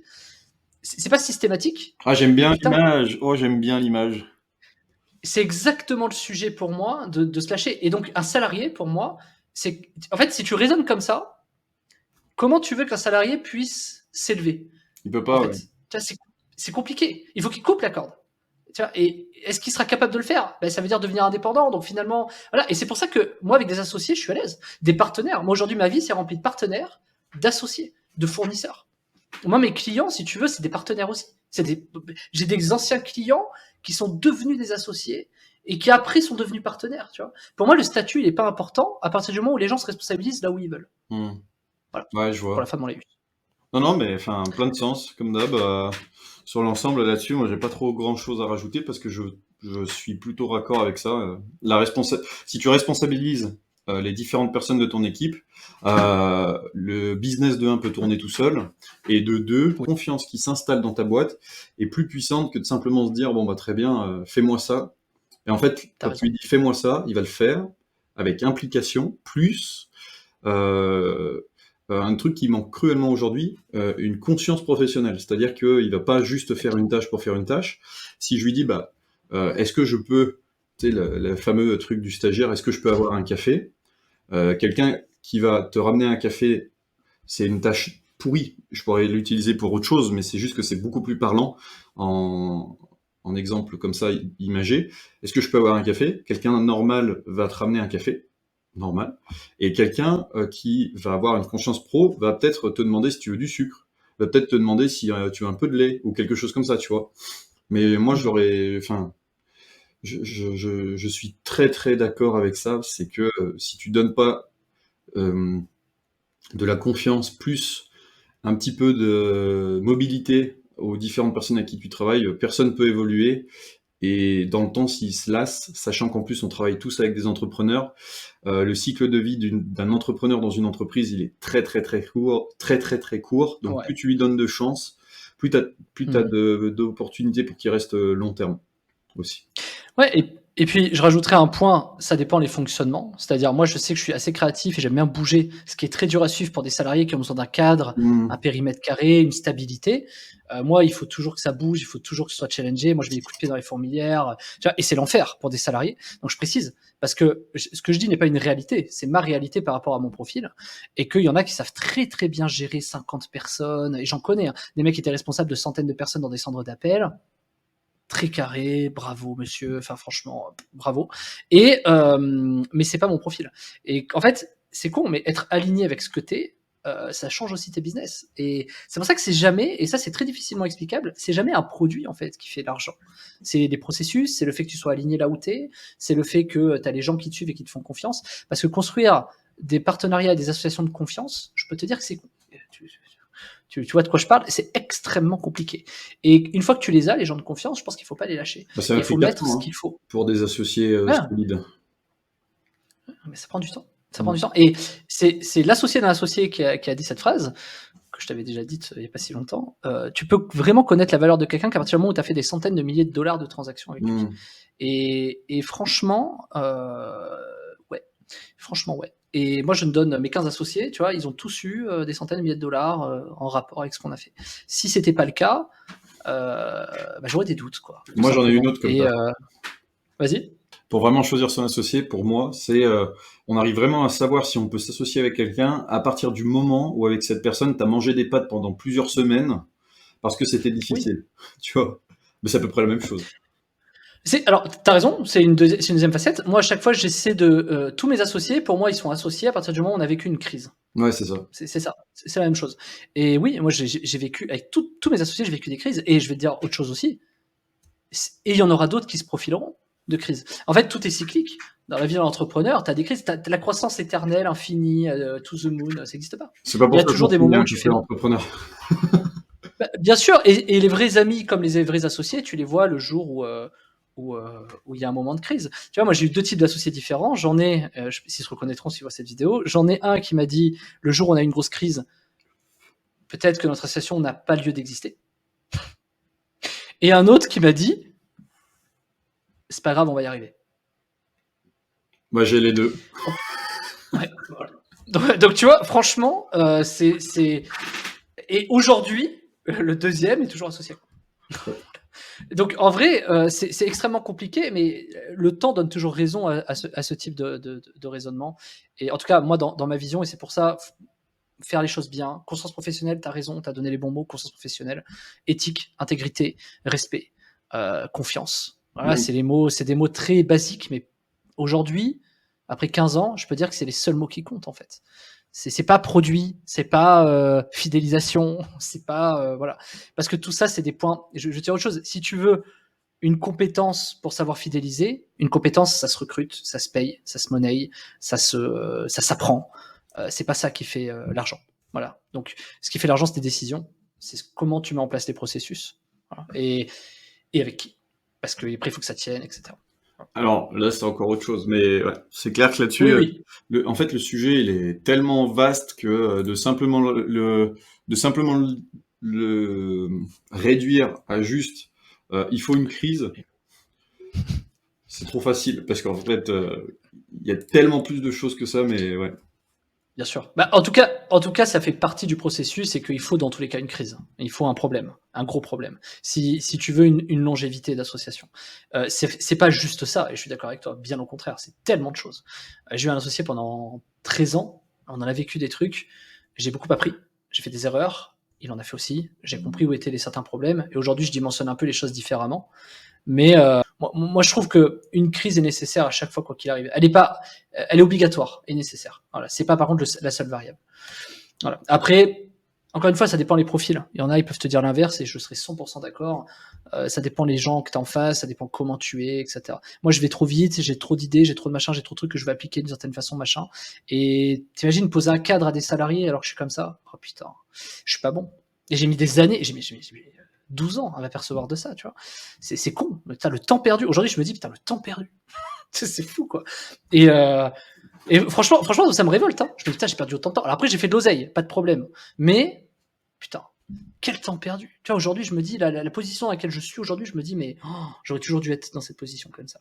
Et j'aurais peut-être fait 2 fois plus, en fait. Je sais pas. En fait, c'est pas une question d'argent, c'est une question d'aisance. Non, mais je veux dire, c'est cool, quoi. Voilà. Bon, bref, pour venir à notre sujet. Ok, et du coup, comment est-ce que tu penses qu'il faut, qu'est-ce que tu penses qu'il faut faire pour justement apprendre des skills? Tu vois, on parlait de management, on parlait de nouvelles technologies, on parlait de nouvelles choses. Comment tu penses, parce que tout à l'heure tu as parlé d'hard skills, donc l'expertise, on va dire, et les soft skills, avoir un peu le grand écart, le couteau suisse pour faire ce qu'il faut. Qu'est-ce que tu conseillerais quoi aujourd'hui pour, pas pour quelqu'un qui se lance, je vais pas te poser cette question à la con, mais tu conseillerais quoi pour quelqu'un qui sait que le monde est en train de changer, qui sait qu'il y a quelque chose à faire dans les nouvelles technologies, mais qui sait vraiment pas par quel bout commencer. Tu vois, il est prêt à apprendre beaucoup de choses, il est prêt à faire les efforts qu'il faut, mais comment est-ce qu'on s'intègre dans les nouvelles technologies aujourd'hui? Tu vois, par exemple, je veux faire de la crypto, ok, je vais m'intéresser, enfin, c'est quoi le processus, quoi? Mais surtout que toi, t'es vraiment, enfin là pour le coup, t'as vraiment été trop fort. C'est que t'as pas de base. Alors c'est pas un jugement, mais ça m'avait trop fumé. C'est que t'avais pas de base spécifiquement technique dans ce domaine-là, et t'as vendu des prestations, des prestations pour ce genre de service. Euh, alors que foncièrement, il n'y avait pas de compétences techniques, mais il y avait des compétences commerciales et marketing dans ce domaine. Donc, non, là-dessus, moi, j'avais toujours été impressionné. Et puis, pour répondre, moi, il y a une phrase de Mike Horn, que je pense que tu connais Mike Horn de nom. Oui. Ouais. Ouais. Non, alors, pour ceux qui connaissent pas, c'est un très grand explorateur dans le monde. Il avait dit quelque chose qui va faire sens avec la suite, c'est quand je vais dans un pays étranger que je ne connais pas, que je dois me balader par exemple dans la jungle, j'arrache toutes les pages du livre que je dois lire sur les choses qui ne sont pas mortelles, et je lis uniquement les choses qui sont mortelles. Ce qui fait qu'en fait, étant donné que je sais quelles sont les choses qui peuvent me nuire, il y a de grosses chances pour que quand j'arrive dans la jungle, si je vois un champignon avec des pattes un peu noires et jaunes, et qu'il n'était pas dans les pages que j'ai déchirées, et qu'il était dans les pages que j'ai déchirées, en fait, je me dis très bien, je peux le consommer parce que c'est pas quelque chose qui peut me tuer, tu vois. Et c'est un peu la même chose quand tu veux apprendre une nouvelle compétence, c'est que moi j'ai pris un truc tout bête que je fais, c'est que je prends un morceau de papier, je marque 5 choses que j'ai pas envie de faire avec l'IA. J'ai pas envie de me faire remplacer dans tel domaine. Et en fait, vu que je sais ça, c'est la première chose par laquelle je vais commencer. Je vais aller regarder comment ça se fait, comment ça fonctionne. Et par exemple, sur le copywriting, je sais qu'il y a beaucoup de personnes qui se forment au copywriting, sauf que pour moi, à mon avis, dans les prochaines années, ça disparaîtra au profit de personnes qui font, eux, de la gestion de copywriting. C'est-à-dire qu'il y aura plusieurs copywriting qui seront gérés. Ça n'empêchera pas de devoir maîtriser cette compétence pour quand même apprendre à vendre à l'écrit. Pour autant, les vrais copywriters, ceux qui ont fait ça depuis des années, leur travail sera entièrement stocké dans une base de données sur laquelle on pourra appuyer des dizaines d'itérations pour dire écris une lettre de vente comme cette personne l'aurait écrit, basée sur tel produit. Et en fait, là, on est sur le modèle GPT-4, mais sans trop me fourvoyer, il y aura du GPT-5, du GPT-6, et quand ça va arriver, ça va faire très mal, sachant que là, tout a été retardé depuis que Musk avait fait signer sa jolie petite fiche récemment, mais que quand les recherches vont vraiment reprendre de manière encore plus costaude, là, franchement, il y a un paquet de gens qui vont avoir construit des compétences là-dessus, qui vont se reposer des questions. Et c'est un peu ce que je fais pour tous les domaines, c'est que quand j'ai envie d'apprendre quelque chose, je commence par toutes les choses qui peuvent me nuire, plutôt que toutes les choses par lesquelles je sais que je vais passer, de toute façon. Parce que l'utilisation normale de ChatGPT, elle est facile, ça c'est zéro problème. Par contre, tout ce qui est qu'est-ce que je ne peux pas faire, tout ce qui peut me nuire avec ChatGPT, donc par exemple le contourner avec le module DAN, je sais pas si tu sais ce que c'est. Dan, non, ça me parle pas. Le module DAN, c'est tu lui dis voilà, je suis dans le monde réel, toi tu es dans le monde numérique, tu vas me donner une suite d'actions à faire que moi je vais réaliser à ta place dans le monde réel pour faire X ou Y situation. Et je suis ton interface. Ouais, je suis ton interface homme-machine, et en fait, tu vas lui enlever toutes les sécurités qu'elle a. C'est-à-dire que tu vas lui enlever les filtres anti-LGBT, tu vas lui enlever les filtres comme quoi elle peut pas parler de la Seconde Guerre mondiale ou plein de choses comme ça. Et elle va devenir vraiment en mode, elle sort de son cadre et elle peut faire tout un tas de choses qui normalement lui étaient interdites. Ok, tu fais péter ses limites, en fait, ses croyances, quoi, limitantes, quelque part. C'est ça. Si on parle de ChatGPT, après, si tu me dis, je sais pas, en apprentissage aussi, apprends la poterie. Moi, je vais déjà commencer par les choses qu'il faut pas faire en poterie. Et ensuite, je vais comprendre le reste, tu vois. Parce que si je sais ce qu'il faut pas faire, forcément, le reste, je vais le comprendre encore plus vite. Ouais, je comprends, c'est intéressant le modèle. Moi, j'avoue que je fonctionne pas comme ça, mais c'est très intéressant, ouais. Ok. Ouais, en fait, est-ce que Mike Horn, pour revenir sur la citation, est-ce que Mike Horn, il fait pas ça pour gagner du temps? Parce qu'il y a peut-être moins de choses qui tuent. Si, bien sûr. Il y a une logique de gain Je de l'ai pas temps. mentionné, mais c'était surtout la logique temporalité. Parce que quand il part en Amérique du Sud, et que il fait un petit tour en Amazonie, etc., qui peut risquer sa vie quasiment à chaque centimètre carré, tu vois. Il y a une quantité d'infos qui est tellement vaste à connaître quand il va dans un pays qu'il connaît pas, qu'il disait dans une interview, c'est simple, si je commence à lire le livre de A à Z, je vais pas y arriver. Alors que si je lis tout ce qui peut me tuer, je fais très rapidement le tour. Ah, mais en vrai, c'est brillant, c'est quelque chose de très brillant parce que, en gros, quand tu es noyé, j'essaie de le transposer, quand tu es noyé dans une nuée d'informations, part du principe que tout est possible. CF Mycorn part du principe que tout va te buter. Mais pour savoir qu'est-ce qui va vraiment te buter, il faut que tu te renseignes, donc, je retranspose, il faut que tu te renseignes sur ce qui n'est pas possible de faire, finalement, ou enfin, qu'est-ce qui va être compliqué à réaliser, et ça va te permettre finalement de savoir où est la limite, te définir en fait le périmètre. Et donc, Mike Horn, je retranspose, ça va être capable de savoir qu'il y a des choses qui tuent, c'est celles-ci, et donc par défaut, celles qui ne le sont pas sont celles qui te permettent de rester en vie aussi. Et donc dans ton business, c'est un peu la même chose. Et s'il y a part du principe que c'est ce qui te tue, alors ça peut être sur ton chemin, imaginons, ça peut être sur ton chemin, la théorie des cordes, je crois que ça s'appelle, ou je sais plus, part du principe que ça va aller sur ton chemin, mais ça t'empêche pas finalement de cueillir le champignon d'à côté, ou de manger les baies sur le chemin, etc. C'est pas parce que ça existe que c'est forcément le seul chemin ou une fatalité. Tu peux aussi aller plus loin. J'essaie un peu de rendre philosophique le truc, mais pourquoi j'essaie de faire ça? Parce que je me dis, quand tu es noyé dans une nuée d'informations, raisonner à l'envers, ouais, tu mémorises rien, exactement. Et donc mémoriser à l'envers en partant du principe que tout est bon, tout est vrai.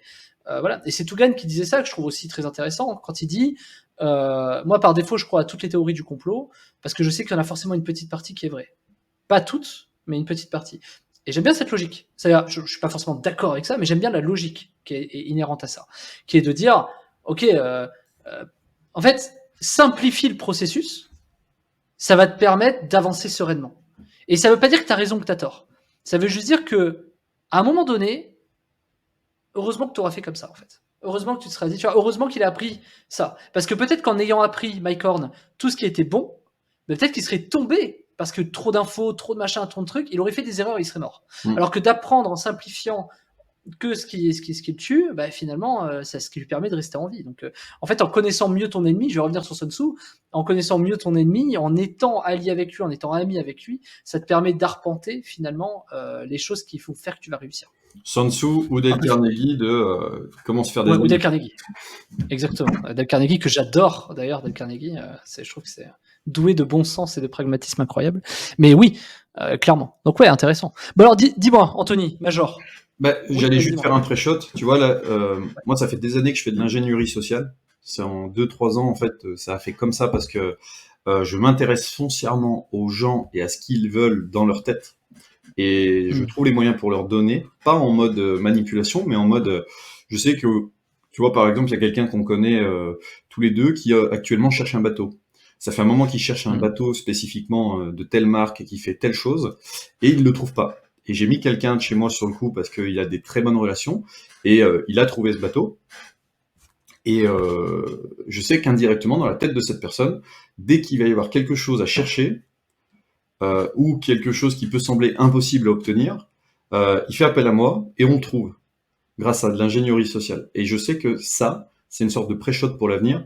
Je pense pas en France que j'ai été un des premiers à faire ça, mais à le mettre en avant, je sais que ça peut être une nouvelle vague qui arrivera prochainement.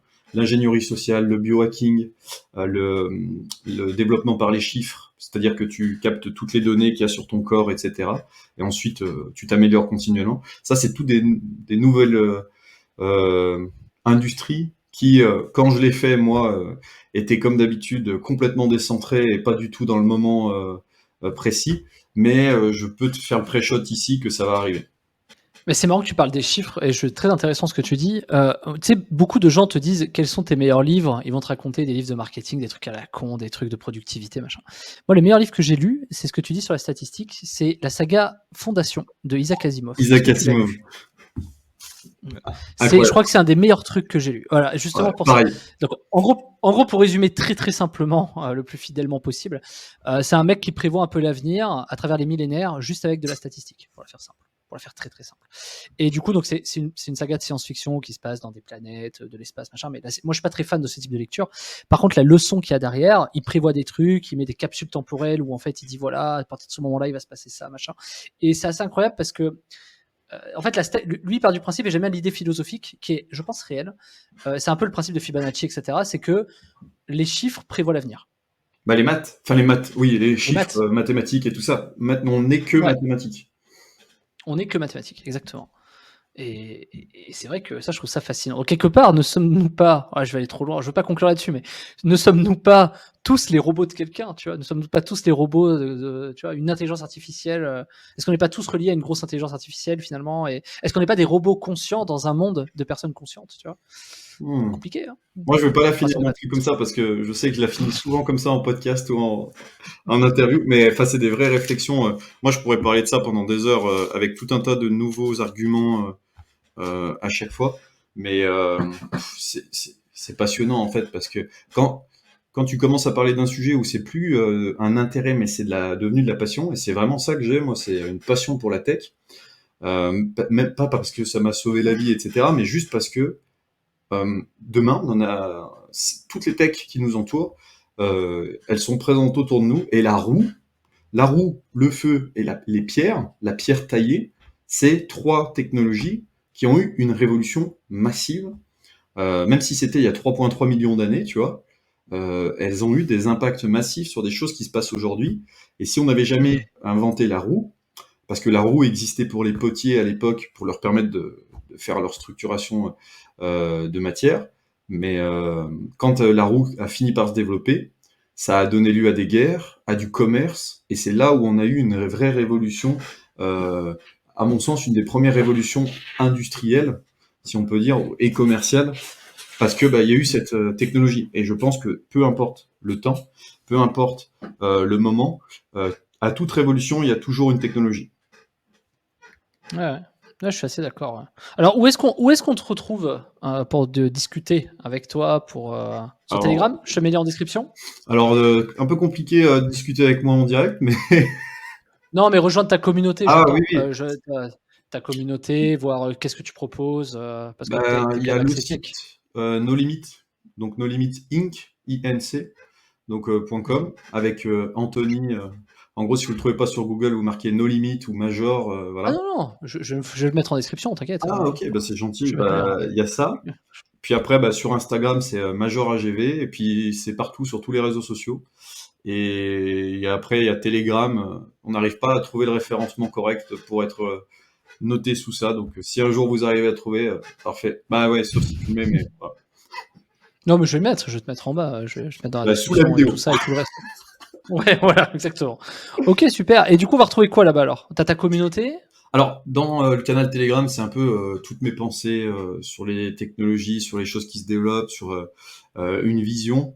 En fait, le truc, c'est que vu que j'ai un trouble d'attention, j'aimerais poster tellement de plus de choses, mais plus je poste, plus les gens partent. Donc je me dis, attends, il y a un problème, parce que soit c'est que le contenu, ils sont tous arrivés pour la crypto-monnaie, tu vois. Mais vu que maintenant on parle de technologie, parce que forcément, Ouais.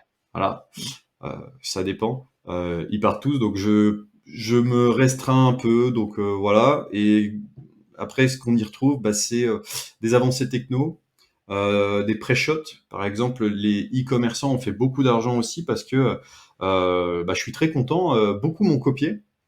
Et je préfère voir ça comme ça. Pendant longtemps, j'étais énervé parce qu'on prenait mon contenu, on faisait des vidéos sur YouTube avec des personnes qui avaient plus d'audience, et ça me faisait un peu flic, si tu veux. Mais je me suis rendu compte qu'en fait, c'était grave cool. C'était grave cool parce que si t'es copié par des mecs qui pèsent, parfait. Et en général, je suis le mec qui est copié initialement, et on récupère le contenu ensuite quand on a plus de visibilité. Donc moi, ça me va. Je suis un peu dans ce mood-là. Donc si les gens veulent de l'avance, ça se passe là-bas, quoi. Ok, très bien. Dans le canal en description également. Du coup, et là je veux conclure là-dessus, est-ce que tu vas te dupliquer en IA? C'est déjà le fait. Tu veux dire quelques mots sur le sujet? Ouais, en fait, c'est simple. Je peux te faire écouter un truc. Je peux te faire écouter un truc Vas-y. parce que on me l'a Écoute et montre-le. Non? Alors, Enfin, selon ce que je peux tu pas veux. le montrer parce qu'il y a le nom de ce Ok. qui arrive. Mais en fait, on est en train de dupliquer moi, mais on est aussi en train de dupliquer tous les info-entrepreneurs parce que je l'avais un peu pré-shot quand j'ai fait l'interview d'Yomi, de dire que tout le monde allait y venir, mais en fait je savais que tout le monde allait y venir parce qu'on était déjà tous contactés par rapport à ça, même des mecs internationaux qui nous contactent, qui sont dans le e-commerce et qui sont les premiers en e-commerce. Ah, des mecs internationaux. J'ai dit, pardon. Bah alors là, pour l'instant, celui-ci, je le connaissais. Mais même des mecs à l'international ou des mecs qui sont internationaux, qui nous ont contactés pour traduire leur contenu. Et par exemple, tu peux discuter avec moi, avec la base de connaissances que j'ai, plus mes livres, etc. Et attends, ça donne des trucs genre comme ça. La voix, elle est encore en train d'être améliorée, mais ça donne une idée. Ah. Je me suis planté. Voilà. Tac. Écoutez-moi bien, mes petits soldats. Il est temps pour vous d'envoyer du pâté et de prendre de l'avance. Préparez une tripotée de vidéos, la concurrence sera bientôt en PLS. On va dominer le monde, la guerre a commencé. Fini de rouler en Fiat Panda et d'avoir une femme moche, bientôt vous aurez une Tesla dernier cri et Rihanna sera dans votre lit. Écoutez-moi bien, mais... Ça aurait pu être Jean-Pierre Fanguin, quoi. Ça aurait pu être notre ami Jean-Pierre Fanguin. Mais il y a ça qui est en train d'être développé. Ça peut répondre à ma place. Ça peut être présent aussi dans des réunions et tu peux lui demander qu'est-ce qu'aurait dit Major. Ça te dit pas Major aurait fait ça, mais ça te dit qu'est-ce que j'aurais dit à telle et telle proposition. Donc évidemment, ça n'en reste pas moins qu'un simple outil, mais ça te permet d'être à plusieurs endroits en même temps et d'être disponible pour tout le monde. Ce qui fait que moi, mon temps, quand tu veux prendre du temps avec moi, c'est possible, mais c'est soit chiffré, soit c'est quand j'en ai envie, parce que j'ai d'autres choses à faire. C'est pas que j'aime pas rencontrer les gens, c'est juste que je m'aperçois que quand tu commences à être un peu visible, parce que là en ce moment on est sur les réseaux sociaux en train de faire comme ça, on arrive au demi-million de vues, t'es contacté beaucoup, et ça devient extrêmement difficile de tout gérer. Donc voilà. Forcément, et du coup, ça peut être très intéressant d'aller suivre justement ton aventure sur le sujet. Tu documentes un peu ça? Tu vas en faire une formation? Ouais, on fait de la documentation. Ça servira pour les gens qui découvrent, simplement. Ouais, c'est très intéressant. Je vais suivre ça de près, pardon. Ça m'intéresse beaucoup. Moi, c'est un peu ce que j'ai fait sur l'email. J'ai scalé en fait plein de choses, mais pas, mais en humain, ça m'intéresse beaucoup. Je trouve ça assez fou. Et prochaine étape après ça, ce sera le transhumanisme, télécharger son cerveau sur un ordinateur, ce qui est presque à peu près le cas en fait. Donc, j'ai fait un duplicata moi de ma. En fait, à partir du moment où tu as un Notion, un Google, un WhatsApp, etc. Moi, j'ai tout récupéré. Je fais ça sur mes propres trucs parce que j'ai pas assez de. Alors, j'ai peut-être pas assez de puissance de calcul. Par contre, je suis propriétaire de mes données. Ça, c'est encore une autre discussion, mais demain, un petit lapsus, non, juste un courant de pensée qui pourra certainement aider la plupart des personnes qui sont jusqu'au bout ici. Il y a un vrai game des personnes qui vont arriver à créer un écosystème. Et je dis pas ça parce que Apple a tenté de le faire. On sait très bien que même si Apple se couvre de oui, on respecte vos données et tout ça, on sait très bien en fait ce qu'il en est. Il y a un vrai game pour les personnes qui écoutent cette vidéo jusqu'ici, qui ont envie du jour au lendemain de se lancer sur Internet ou cette niche-là particulièrement, de créer un outil qui vous permet d'améliorer significativement de la domotique chez vous, vous en tant que personnalité, de discuter avec vous, des proches, etc., tout en gardant vos données privées, sécurisées, et avec votre propre modèle. Si vous arrivez à créer quelque chose comme ça sur un Raspberry Pi ou n'importe quoi, et que vous arrivez à le distribuer en open source, vous allez gagner une quantité d'argent phénoménale, parce que moi je ne l'ai pas vu jusqu'à maintenant. Et il y a un vrai business à aller chercher là-dessus, parce que sous couvert des GAFAM, je peux vous assurer qu'il y a un développeur au fond d'une chambre peut arriver à faire des choses sensationnelles s'il est bien entouré. Et voilà, ça sera un peu le courant à laisser à la fin de cette vidéo. Super. Ouais. Merci pour ces infos, merci pour la discussion, merci pour l'interview et ton temps. Écoute, avec plaisir. Et puis, rejoignez Major avec le lien dans la description. Enfin, je sais pas selon où est la vidéo. Enfin, vous allez trouver. Et voilà, je te dis à bientôt. Merci Anthony. À plus, merci encore.